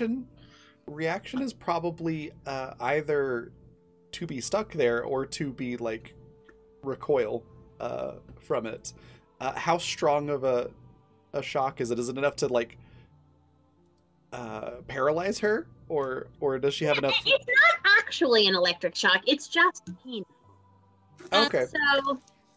Okay. Yeah. So she'll just jerk her head back for a second and like move her tongue around. It's probably quite amusing to see. Yeah. And just kind of giggle. That was fun. What does it taste like? I don't know. You tell me. You're the one who tasted it. I think Bethany Okay. yells back like, "Doesn't it taste like raspberries in a storm?" Kinda. It's like whatever the high fantasy equivalent of Pop Rocks is what she describes. Oh, yeah. It's like fizzy candy fruit. And she sticks her tongue out and licks it again. Yeah. No, for sure. please. If you lose feeling in your tongue, I'm not fixing it. No, it's fine. It's just all tingly. Uh-huh. He has definitely come so- over and joined Yeah, joined I was Kelly gonna with say, this. Kelly, can you roll charm? Oh no. That's a -4. Oops. Oh my god. 26. Everybody, there's just something about it. I mean, come on. Bethany and Kelly are sticking their tongues on it now. What are you gonna do? Not do it?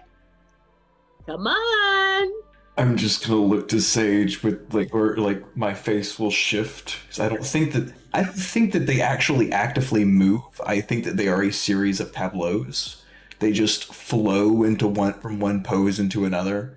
They just kind of shift a little bit and look to Sage and have this kind of helpless expression on their face, just like, and just like slowly starts the shifting animation of walking. Oh, I'm water. I'm susceptible to peer pressure. I think Callie might be I allergic know. to, let's say, persimmons. And so she's gonna say it tastes like persimmons because it makes her tongue all tingly and it tastes slightly Sure. fruity. Oh my god, Okay. and I would know this. Yep. I'd be like, okay, no, that's bad. You are allergic to those. Myron, are you sticking your tongue on? Oh yeah. Heck yeah. It What about tastes- you, Veshna? I think Veshna will pick up like a stick first and like poke the barrier with the stick and see what happens. Not much. If you're not actually touching the barrier, so there are some trees that grow. Thanks so much for that But- raid coming in. So there's some trees that grow through it, but it's really like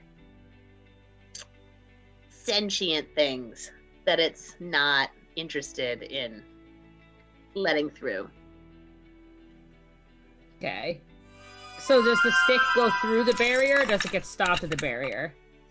I think it probably increasingly is harder and harder to push through. Okay. Veshna's gonna look at Sage and see if Sage is going to touch the barrier. Sage has lived near the barrier their entire life and probably did stupid stuff when they were younger and is entirely uninterested in repeating those experiences. Sage, it tastes like the red beetles. Yes, that's nice.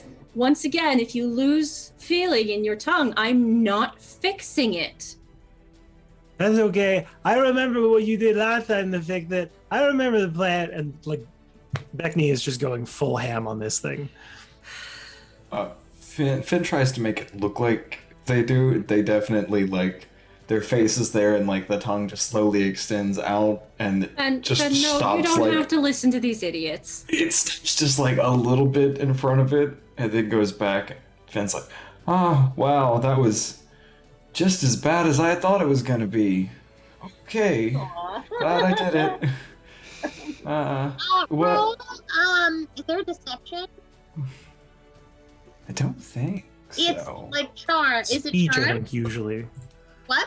I think speech we Speech, I use guess, for yeah. deception sometimes, yeah. Oh, sure. Yeah, okay, let's see if they believe you. That's a 7.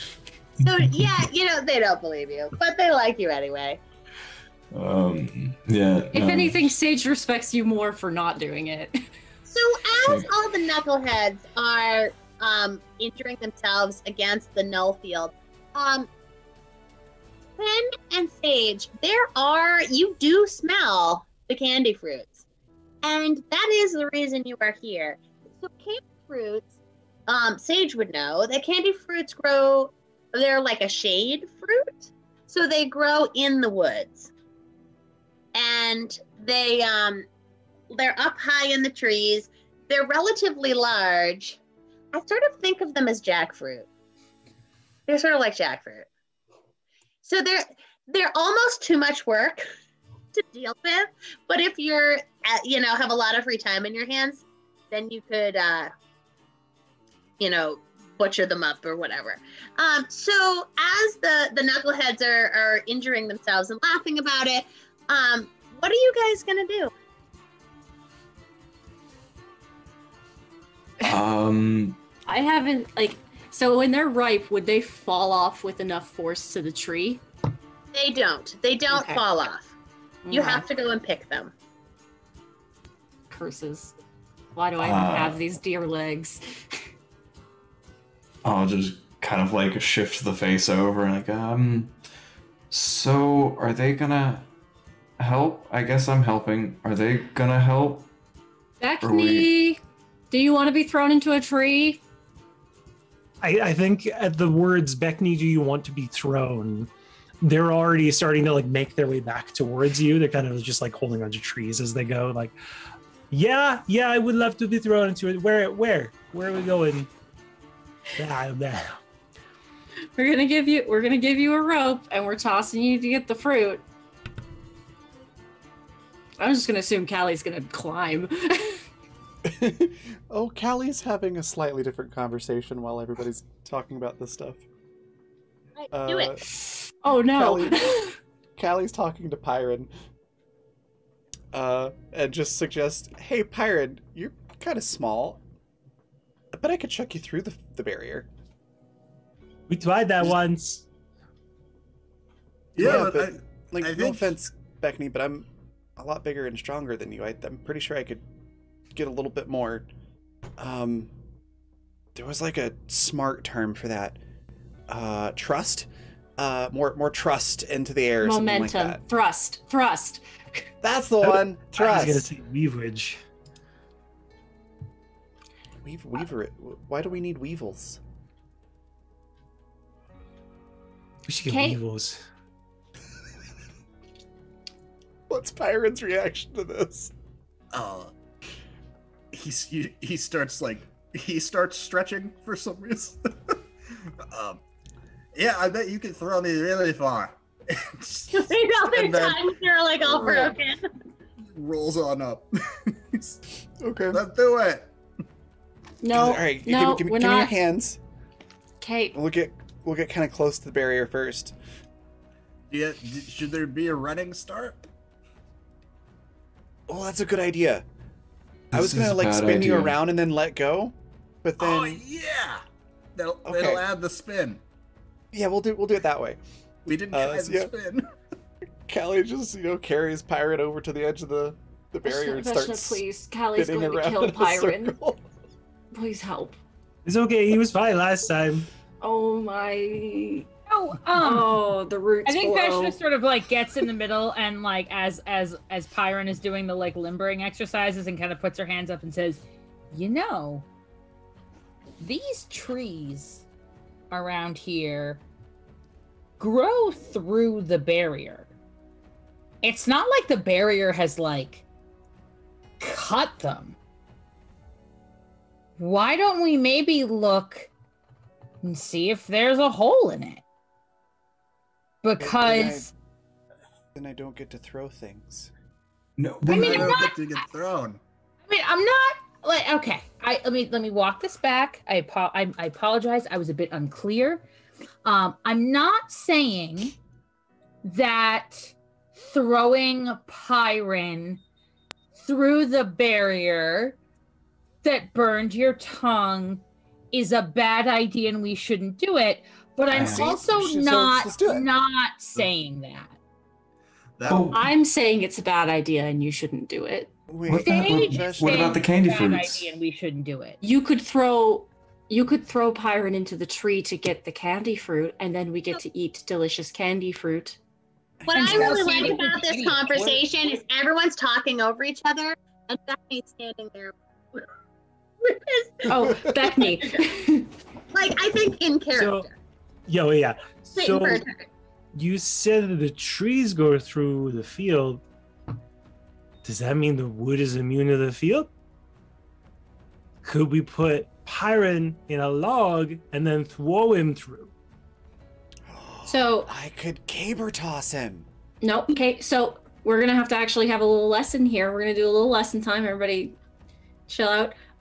The barrier is for living non-plant matter, us, sentient, semi-sentient, in some cases, creatures. Trees can grow through. People, So you're can't. saying we need to That's- become trees. if that's where you want to put your time and energy, you go right ahead. But That's outer Sage, quiet. trees are living too. Non-plants, so like things that think. Trees don't think. No, At not least I've heard of it. well. Like it's different. They think differently. Yes, Veshna. So Point of information. Since we have to go to the woods to get the candy fruit, Mhm. which was really the purpose for us being here today. Oh yeah. And the woods has more trees, which means there are more places where the barrier is less complete than it is now. Maybe we can solve both of our problems at the same time, and then we can go into the field and you can throw Pyron all you want. Maybe we can all throw Pyron. counterpoint. What if we did it here and then the pangolin that went through the field is selling people candy fruit and we could charge more for it, and I'll think like a tree when I'm doing it. No, I'm I real can see proud. this. I think you picked up on Nope. the pertinent vocabulary, Pyron. You got, but I think the comprehension is really where we're falling apart a little bit. You really don't listen to your tutor ever, do you? I'm like drawing a picture of me being thrown in like the dirt, like I'm drawing a diagram. There, if anyone has looked over in Finn's direction, there's no longer a humanoid shape. It is just like a oddly rectangular, just 3-inch tall puddle on the ground that is just rippling and bubbling, that seems to be sighing, and it's just like slowly moving. The little like leather skirt that's now in the middle of it just kind of waving. As you know, slowly you see like a bug be picked up and just kind of float inside the water. Just not dealing with this right now. This is I can't see anything that's going to change anything. I'm seeing like a clear divide between smart people. So I think this happens sometimes with friends, and so we can divide up into people who are getting candy fruit and people who are trying to cross the border here. I think Becky, oddly enough, is helping with the fruit, but their mind is definitely stuck on the field. So Callie has one of those thoughts with pictures. An idea. She's like, wait a minute. We could climb a tree, and then I could throw you even further. And that way we all go as a group, and then they can do the fruit thing, and then I'll throw you from the top of a tree. After getting the candy fruit. Yes. Sage, Yes, we do want to get the candy fruit. Sage, Yes, Becky. what if we planted a bunch of things under one of the, maybe a few of the stones, and made like a door? What? Like, Because you said that the plants aren't affected by it. So what if we made like a door in the field, and then we just open the door? I'm fairly certain it's still like it continues around those things. I mean, like, and also things take a really long time to grow. But you're good at growing things. You could make them go faster. I think Like- as you're having this conversation, you're starting to pay attention, right? Because you can You're- keep kind of like thinking of things, and they're Yeah. big, and they're fantasy jackfruit, and they're spiky, and you have to work as a team. I mean, this is why the adults don't do this, because it's kind of not worth it, right? So as you're talking about this, you guys are like pushing Beckney up the tree to like shake loose jackfruits.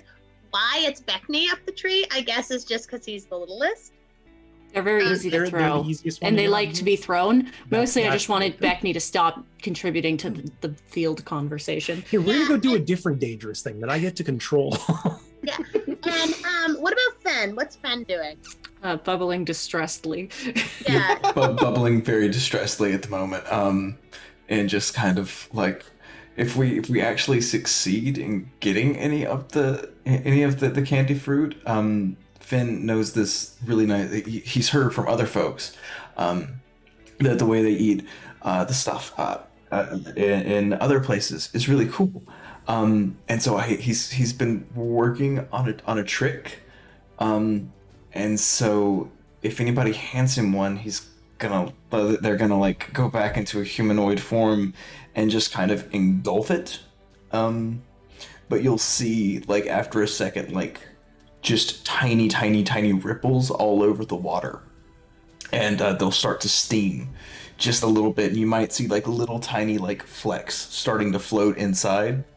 And after about 30 or so seconds, they'll pull it out, and it'll be just not ice cold, but cold to the touch for a hot day. Just like, I did a thing. If anybody wants to try it, I heard it in this place. Other people like it cold, and it's kind of hot. I heard. That's amazing, Fen.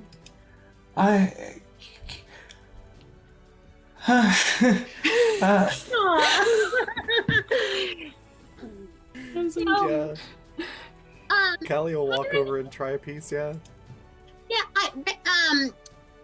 Callie is definitely needed if we're going to break them too. Sorry, your audio cut out. That Callie's is what? I mean, if we're going to be opening them at all, having Callie around is probably a good idea. Oh, yeah. They're pretty solid. I'd assume we have a tool for this if we've done it for several summers. Mm-hmm. The tool is Callie. Yeah, I was going to say, I think the tool is Callie. So you are collecting them. I also really like the idea that maybe sometimes Beckney's throwing them down and, like, they're landing, like, on Fen. And, like, Fen is sort of, like, absorbing them enough. I'm just You know, listening like- for the splashes, like, well, Yeah, right. So Oh, that they're okay, hang safely on. delivered. Hey, 2:30? yeah. And Beckney's like, it's still afternoon. What are you talking about? Okay, we've talked about this. Damn it, Beckney. Here's the problem with telling someone 2:30 who can't see. But it's like Watson. relative to around you. No, Byron, what are you doing? Don't know. Are you okay? Are you like still trying to figure out how to get through the barrier, or have you given that up? I think the problem is I was trying to climb the trees to also help, and also to prove that I could climb the trees with Callie later.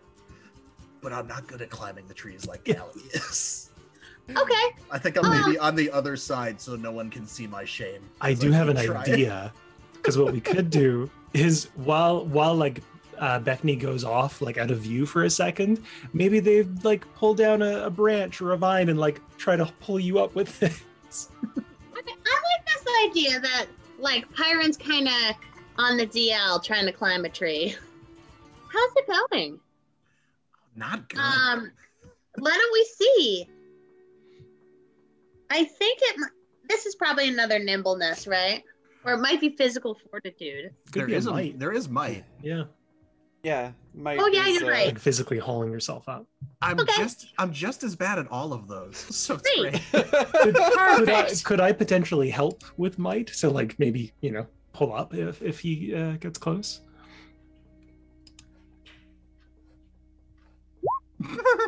How close do I need to get? Good question. I don't. Maybe closer than that. So, So, quick Yeah, reminder it's to rough. everyone with fundamental RPG, like the lowest DC for most things is 15, Yeah, and that was a 4. we were whiffing. okay, so I think this is how this is gonna work. Pyron starts to go up the tree and actually makes it onto like one of the bigger branches. But as he's like scrabbling around, he hits into Beckney. And Beckney ends up falling out of the tree and into the barrier. At which point it is exceedingly painful. And you are going to need to roll physical fortitude to see if you pass out. Well, it's a good thing I have a whole point in that. One whole point. Twins. Raven, quick question on fundamental. If I use an advantage, does that 1 mean anything? Does that 1 still factor in? No, if you use it at your advantage, you just roll twice and take the higher of the 2. I go ahead and take an advantage. You just rolled the 3, my dude. Yeah, I rolled a natural 1, so yeah, I'm gonna take that Yeah. 14 instead. Like, So sidle to over better the answer your Veshna. question, yes, advantage can cancel out on that 1. Cool, thank you. It's probably still pass out, but I don't pass out catastrophically. Yeah, so You don't die. Yeah, hey, just you burst just into kind of, flame. yeah, you just kind of blank out for a minute. You're like, whoa, right? But the rest of you can see. So it's as Beckney sort of like falls, whoever's looking, as Beckney falls into the barrier, it's not like a bounce out, but it's like it gets thicker. It certainly gets thicker and is sort of resistant. Okay. And sort of Beckney ends up kind of like, roll. It's like the equal and opposite reaction thing, I right? imagine it like Rolling going up. into a net. Like if you have like throw Yeah. a ball and it kind of like rolls back out the bottom. Right, exactly. Yeah. Okay. Is that, it's at some point then I assume they come to a stop before they would be thrown back, right? Very quickly, though. It's not, it's a pretty quick process. Not And enough where also- I might mistake them being stuck in there and dive after them. No, it happens. It's like a ball. Okay. It's a very quick thing. In the meantime, how are we doing on finding some of these candy fruits? Let's roll some naturalist. How about everybody rolls us a naturalist and sees how they're doing, except for Beckney, who is in fact unconscious briefly. It's good because I only have a 1 for naturalists anyway. I'm gonna 7. 21. Smart kids are doing it. Look at all the smart kids. So Kelly's not like super useful for finding things, but she's really good for smashing things. And so, everybody, you're finding a whole bunch of them. You're putting them in the cart. It's really great. Let's see.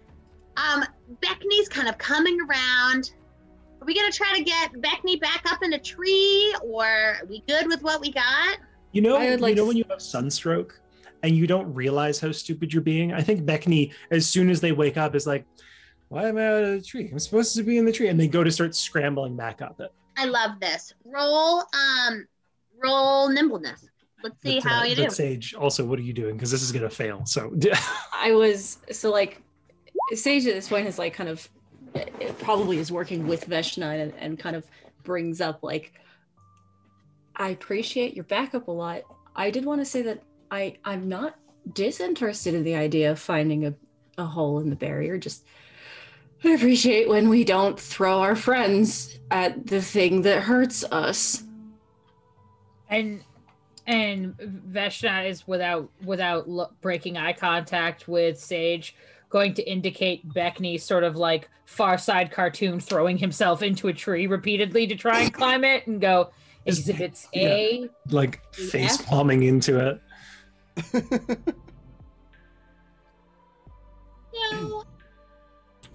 Should we go get them? Boy, this... Oh, go ahead. Boy, this fruit sure is delicious. It's just kind of like swishing around in the face area, and y'all probably know full well that Finn cannot eat. It's just floating, and just this is great. Everybody sure is missing out. Nothing to see outside of the field. This is great. I think Callie Veshna turns to Finn and gets that like look in her face that I feel like is relatively well known, where she says, Finn, can I ask you a question?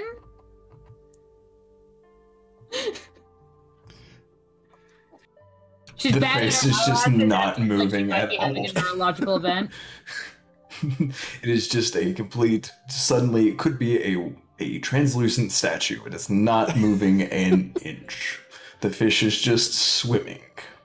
She's gonna kind of like get walk up with like her sort of like I'm so casual. Look how casual I am, and she's gonna get in front of him and say, Finn, are you able to cross the barrier?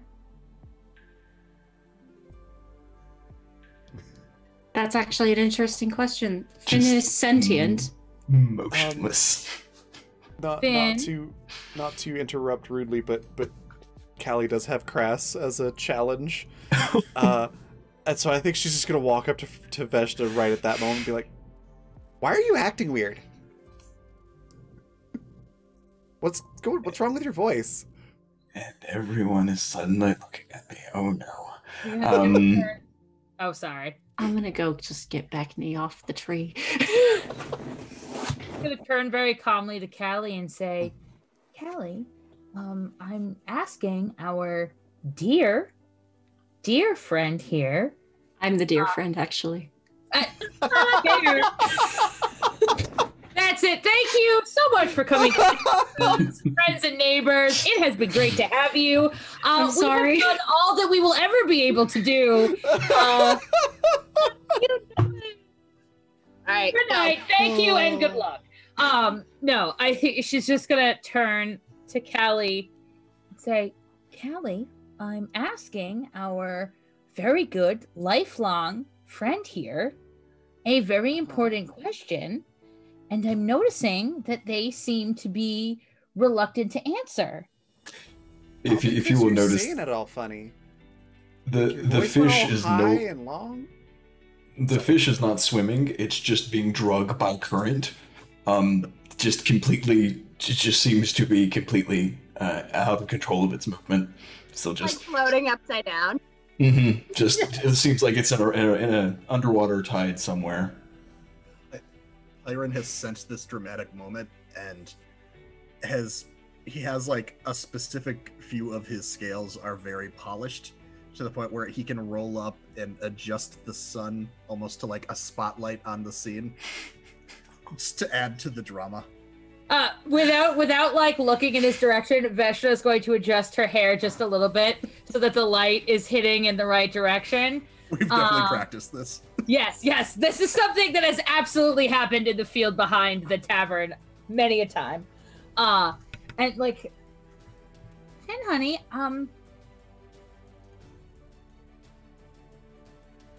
can you cross the barrier? No.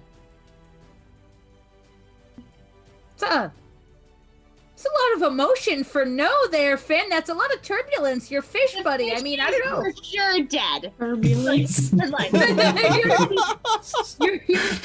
fish buddy tiny is bugs are dead inside. No, bug friends. Finn, I think you may have boiled. There's an awful lot of surface tension for no.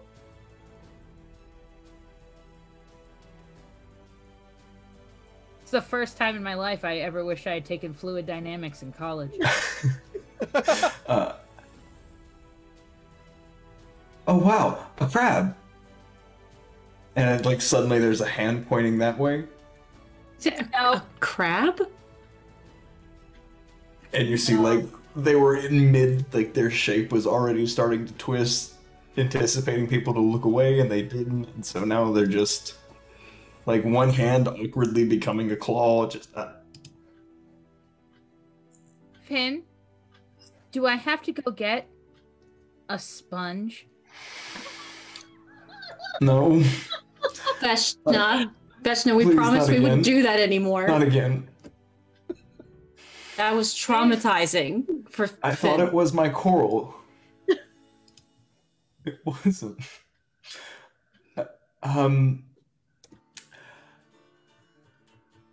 Okay, please don't tell. Please don't tell.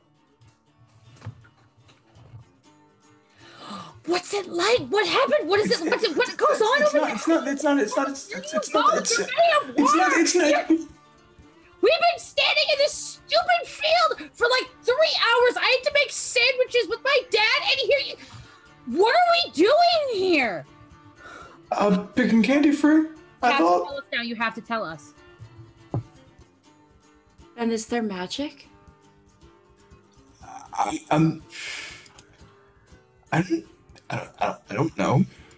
Okay, that's actually fair.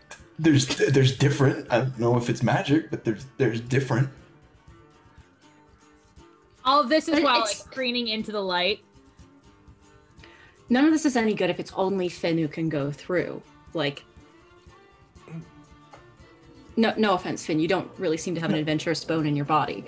What if Or we any held our bug. breath? Hey, They I don't do have any bones things. in their body. That sounds really uncomfortable. Blurts out. Having antibiotics, yeah, true. Ben, can you cross the barrier anywhere? I don't know. Where have you crossed it, Finn? No, y'all are gonna tell, and I'm gonna get in trouble. No, y'all. Why don't would we keep tell secrets. someone? Y'all get not you. Who no, do I them, talk them, to they other get than in the people trouble. who are here? Oh no, wait! I forgot that I actually have compulsive truths.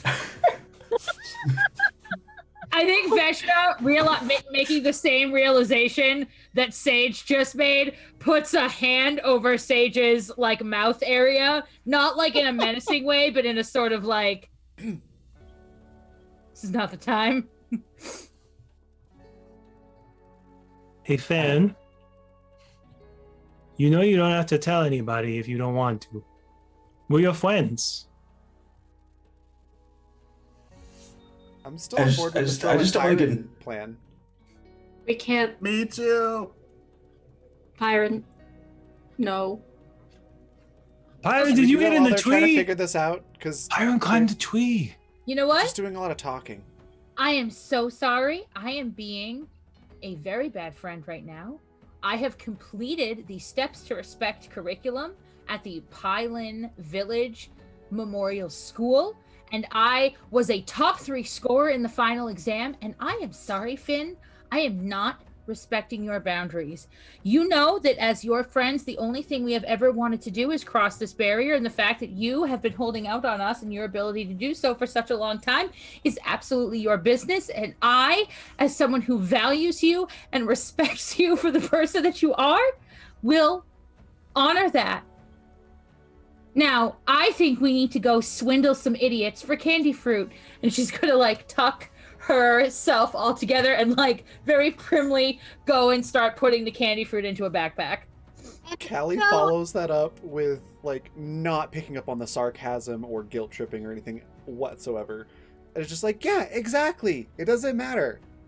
We're your friends, so you don't have to tell us everything. Callie. And Callie's 100% genuine. And so I feel like, all right, as we're kind of packing up, and there is a Wisteria concert tonight, which some of you may be more into than others. For those of you who might not remember, Wisteria is Fenn's older sibling, who is Super hot. exceedingly hot, and has, it's like the big fish in a small pond thing, right? Like, for sure, very hot, probably like 6 years older, so a little out of the, you know, maybe a little out of the bubble, right? Completely out of your league, and very shallow and exceedingly talented in a small town. And so that would be a great place to swindle some people with some fruits. So what are you gonna do? Like, I think we're kind of wrapping it up to head to the concert tonight. So as we sort of are doing that, what does it look like as all the friends are headed back to town? We could. I'm not actually I'm the goody two shoes. I'm not allowed to suggest this. Okay. Just it in Zoom. I'll do it. Because Callie probably looks over at Pirate and says, you know, we should come back tomorrow and make sure we pack extra food. That way when we get you across the barrier, you don't starve over there. But we should do it tomorrow. Wait, you don't think I could make it back through? I mean, probably, but we don't know for sure.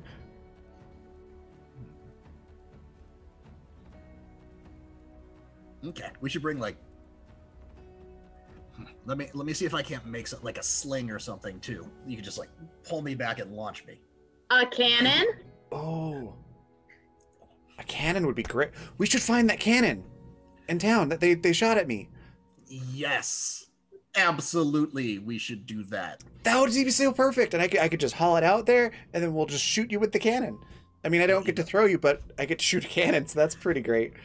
But I mean, it's gonna be pretty tough finding it by tomorrow because it's so well hidden.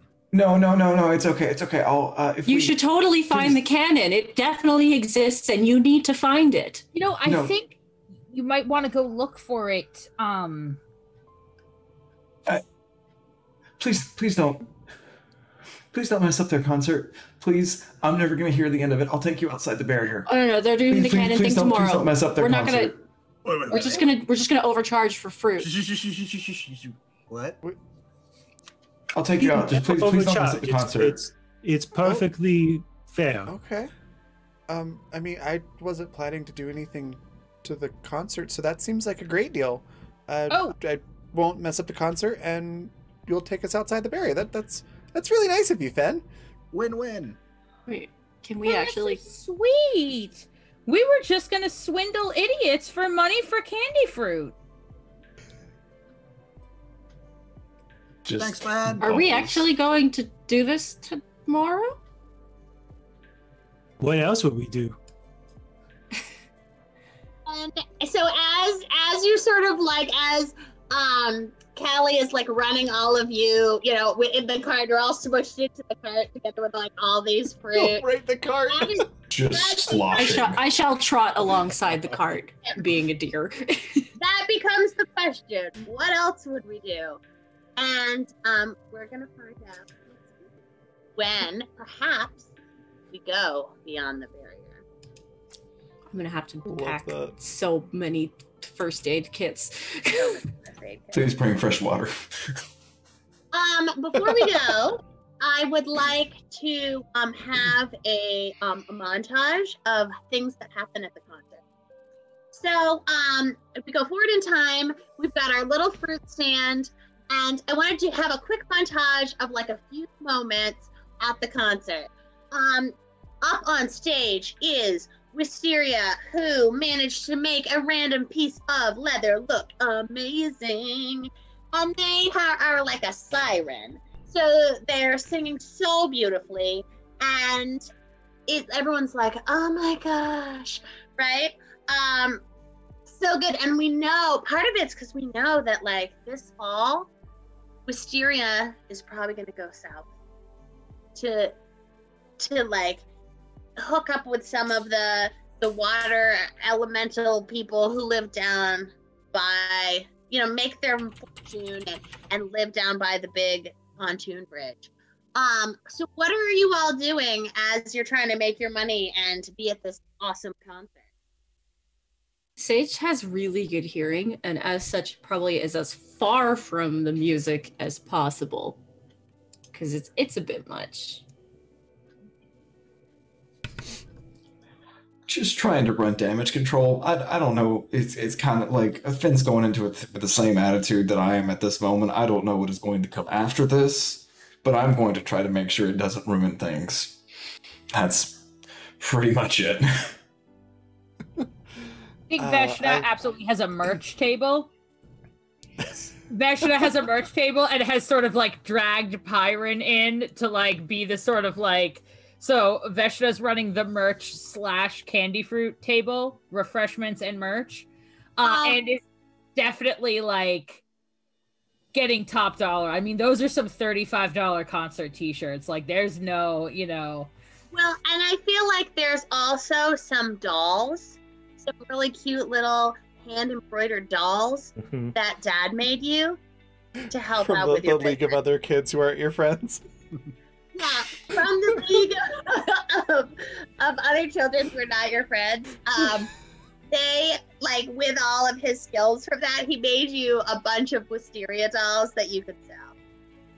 Because, And he put like a $5 price tag on them, and she definitely like the beginning is putting a $10 price tag over the top of all of them. Absolutely. Yeah.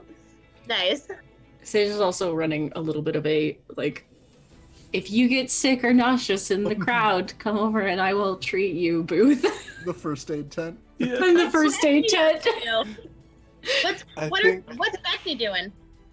I think Beckney has maybe either asked for some or kind of like taken a bit of the fluorescent paint, unless Pyron wants it on this, and is offering hand-drawn tattoos.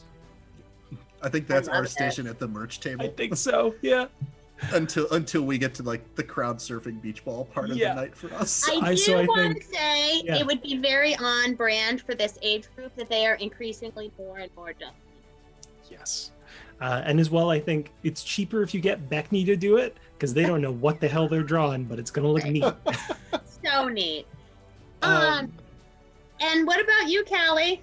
So Callie, I think, is if and whenever Beckney, Pyron, or even Sage want to see the concert better, is just putting them on like her shoulders, just like piggyback ride or holding them up with two hands, or all three of them at the same time, possibly. Depends on how the night goes.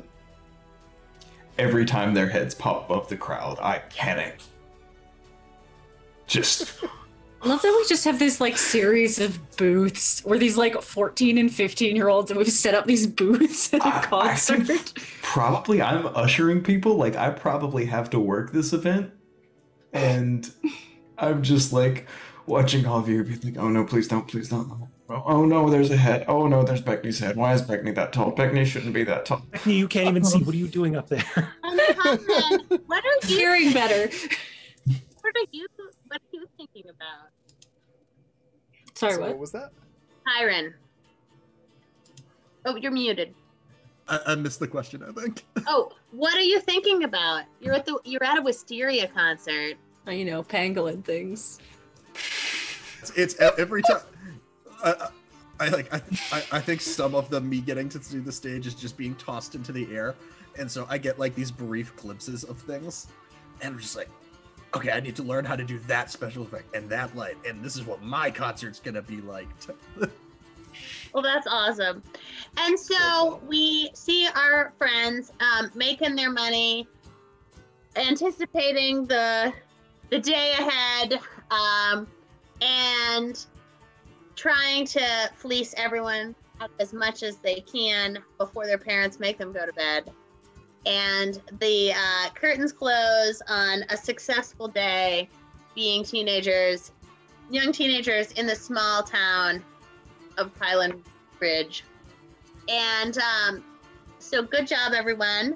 Thank you for coming and being part of and helping create our universe. So I'm so excited. So much fun. I would love to hear, so I'm a teacher and in my day job, and so one of the things I like to do is give little shout outs to other people at the end. So I'd love to hear like everybody as you sort of wrap up. I'd love to have you reintroduce yourselves and tell us your favorite thing that you or somebody else did tonight. Also, don't forget to tell us a little bit about yourself as well, where people can find you, and anything you'd like to share or plug as well. And yeah, we usually do reverse order from the start. So Calliope, that would actually be you starting. So what was your favorite part? Where can folks find anything you'd like to share or plug? I'm Calliope. I would like to plug, I'm going to be asking people for favors for my PhD for the next 3 years. So someday I will be coming and knocking on your door to talk to you about role-playing games, although that is not tonight. I love all of it. I'm so excited to inhabit a generally kind universe that is not human-centric. And is not particularly heterocentric. Like, it's just people just doing their thing. And I'm excited about that. I'm excited to see what happens to our adventurers. And of course, my very favorite thing is the League of Other Children who are not your friends. And I just want to say that I am the founding president, and all of you can join if you want. Although it's awkward because we are actually already friends. Yeah. So we might have to not be friends to join. So I don't know, we're gonna have to think of how you get members is very confusing in our new club. But we'll work on it. And if you have any ideas, you can come next week and tell us what they are. Fantastic. Next, Hannah, what was your favorite part? Where can folks find you? Anything you'd like to share or plug? So we mentioned the League, but I just adored the shouting match between Vishna and her father. It was so fun. And then just at the very end, be like, I love you, bye, and like peacing out. Just, oh, beautiful. Love them interactions. You guys can find me here on Raven's channel on Fridays at the noon Mountain Time slot, where we are starting the first session this Friday for Neon Devils 2. And we're really excited because I get to be a completely different kind of fae creature who's way less innocent and a lot more whimsical, maybe evil, cruel. So come check us out on Friday. Awesome. Pat, same questions. What was your favorite part? Where can folks find you? Anything you want to share or plug? Oh my gosh, my favorite. How do I choose a favorite part? I feel like just all of Fenn's reactions to everything might be the distressed bubbling, probably. Let's go with distressed puddle. She was so good. Yeah, I'm Pat. I'm here. I'm a tactric on Places Online, and other than here, next place you could find me, I think, is on my channel on Sunday with some of these lovely individuals here, playing our Urban Shadows 2nd Edition campaign in Ruby Tooth Bay. Not really Tuesday. But close. Fantastic. Next we've got Jay. Favorite part, where can folks find you? Anything you want to share or plug? I'm with Pat on this one. It was so tough to pick a favorite. I think I'm torn between kind of the relationship Sage has with their parent, or guardian, however it looks. It was just very like wholesome and comfortable, and it wasn't like they were chums, but it was like they had this really kind of established rapport without really needing to delve into it. I thought that was really good. So it's between that and just the way that Callie is both the sweetest bean and not the one you would put in the stew. You know what I mean? Like you couldn't soak her long enough to cook her. She just won't absorb a lot. And I love that because the way Raven plays her is just like bone dead simple, but pure of heart. And it's rare to see both of those mix so well. And I think that was really good. Thanks. He's the shonen protagonist we all deserve. Yeah. And I mean that as much of a compliment as I can, because Beckney's right up with you on the bone dead simple. Yeah. Where you can find me next will be on this coming Saturday in the evening, 6 p.m. Mountain slot for season 4 of Animus Absentis. Good God. Where we're going to get into some drama, probably some trouble, and maybe some sort of plot eventually. Who knows? It might take another season for that to really come out. Where else you can find me? All of the above. All of it. Where else you can find me is on Twitter and on itch.io. I am currently in the works of Afterburner playtesting, and then once those are done, I will be doing an off-stream, maybe on-stream, probably off-stream campaign for the last playtest, and then sometime later this year it'll be out. So keep an ear out for that. So excited for that. Next, we've got Icy Historian. What was your favorite part? Where can folks find you? And anything you'd like to share or plug? Holy cannoli. Oh man. Well, first of all, I'm Icy Historian. Icy Historian every place I feel like being found on the internet. I don't want to cheat and say everything, but everything. So I think that my favorite part is just, I think Beckney and Pyron is like really sort of my favorite like relationship, but I can't really narrow it down to a moment, so I'll go with that. I just really like being here and hanging out again. It's fun. You can find me on Sunday on Attacktrix channel, and every other Friday on Polished Cryptids channel, and this Friday we are on. And I guess I'm also kind of working on a thing that has taken a little bit of a back burner since finishing up the school year in grad school and stuff, and that will be definitely part of my summer project. And yeah, good times. I also really liked bringing back Steps to Respect, which is an actual social skills curriculum. It's a good time.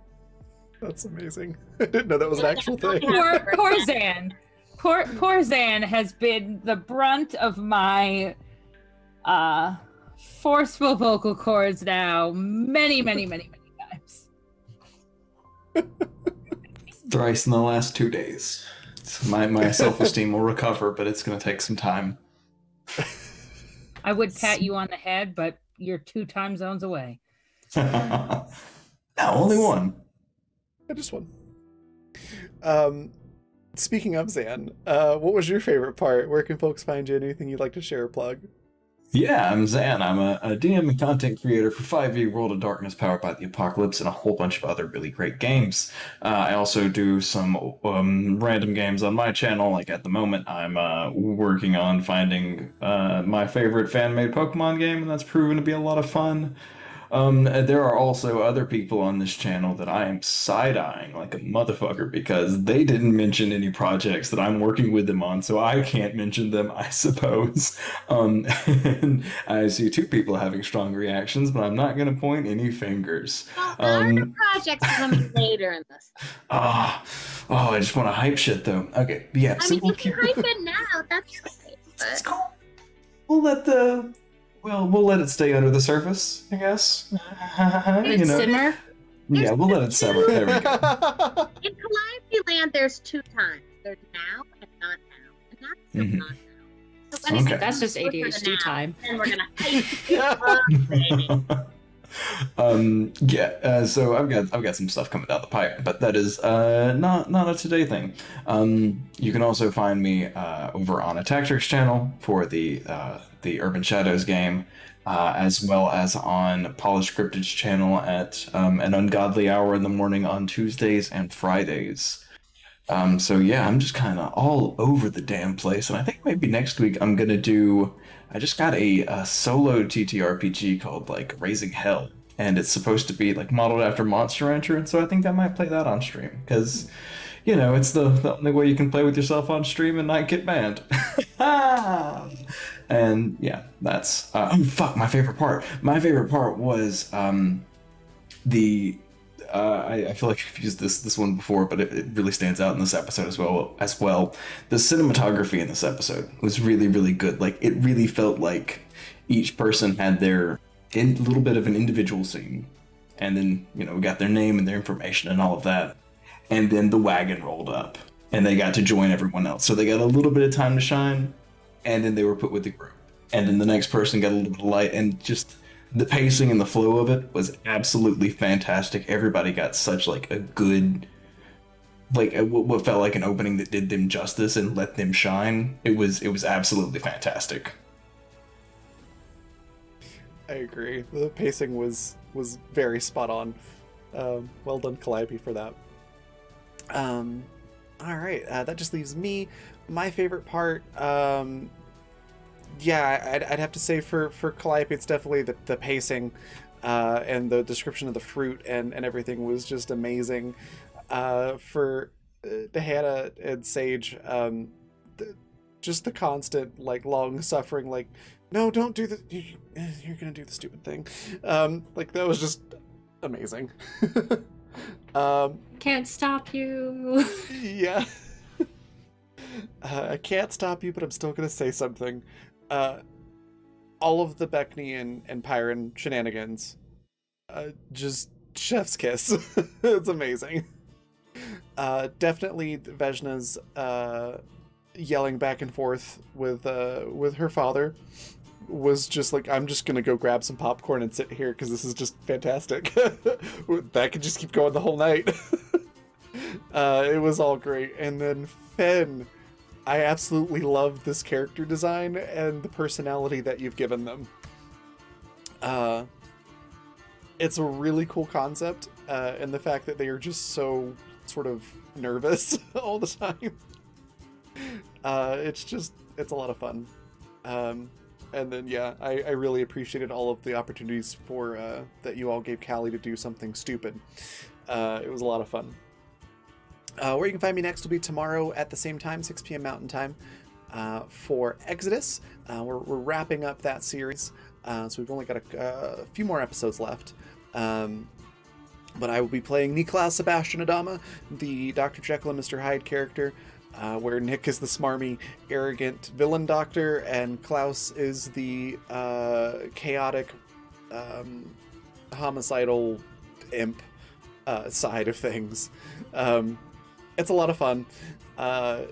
We're coming into the home stretch of the story, so definitely would want to check that out. It's going to be pretty great. And then Thursday we've got season 2 of Star Wars starting, Elite Beskar. Friday we've got Neon Devils 2 at noon, and then yeah, Saturday at 6 p.m. Mountain Time we'll have Animus Absentus, and then next week we'll also be adding in Welcome to Madison on Friday nights, which is going to be a surreal horror game, and Necrobiotic on Saturdays at noon. So lots of cool new stuff coming up. That's about it for where you can find me and stuff like that. Other things to share and talk about are sponsors, which we've got a few here to talk about. One is Fundamental RPG. It looks like this. It's a system that we've been using for this game. We're also using that on Animus. Welcome to Madison is going to be using that, and then later in this season, once Exodus is done, we're going to be using it for our Blackfeather Paranormal Investigations campaign. So very, very versatile system. You can pick up a physical copy on Amazon or a digital version at coffee.com/raven/shop. Like it says at the bottom of the screen, just add /shop to the end. There's also free character sheets available for download at that location. Speaking of that website, it's also where you can find Intrepid, which is adventuring gear for real life. You may have seen I've been drinking from an Intrepid mug while we've been sitting here.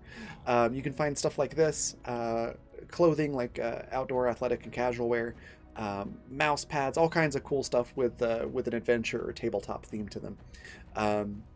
You can find that at the same spot. And then last but not least, Die Hard Dice.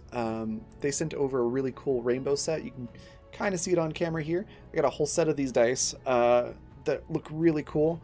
Die Hard has some of the best dice that I've come across. I use them almost exclusively when I'm rolling physical dice.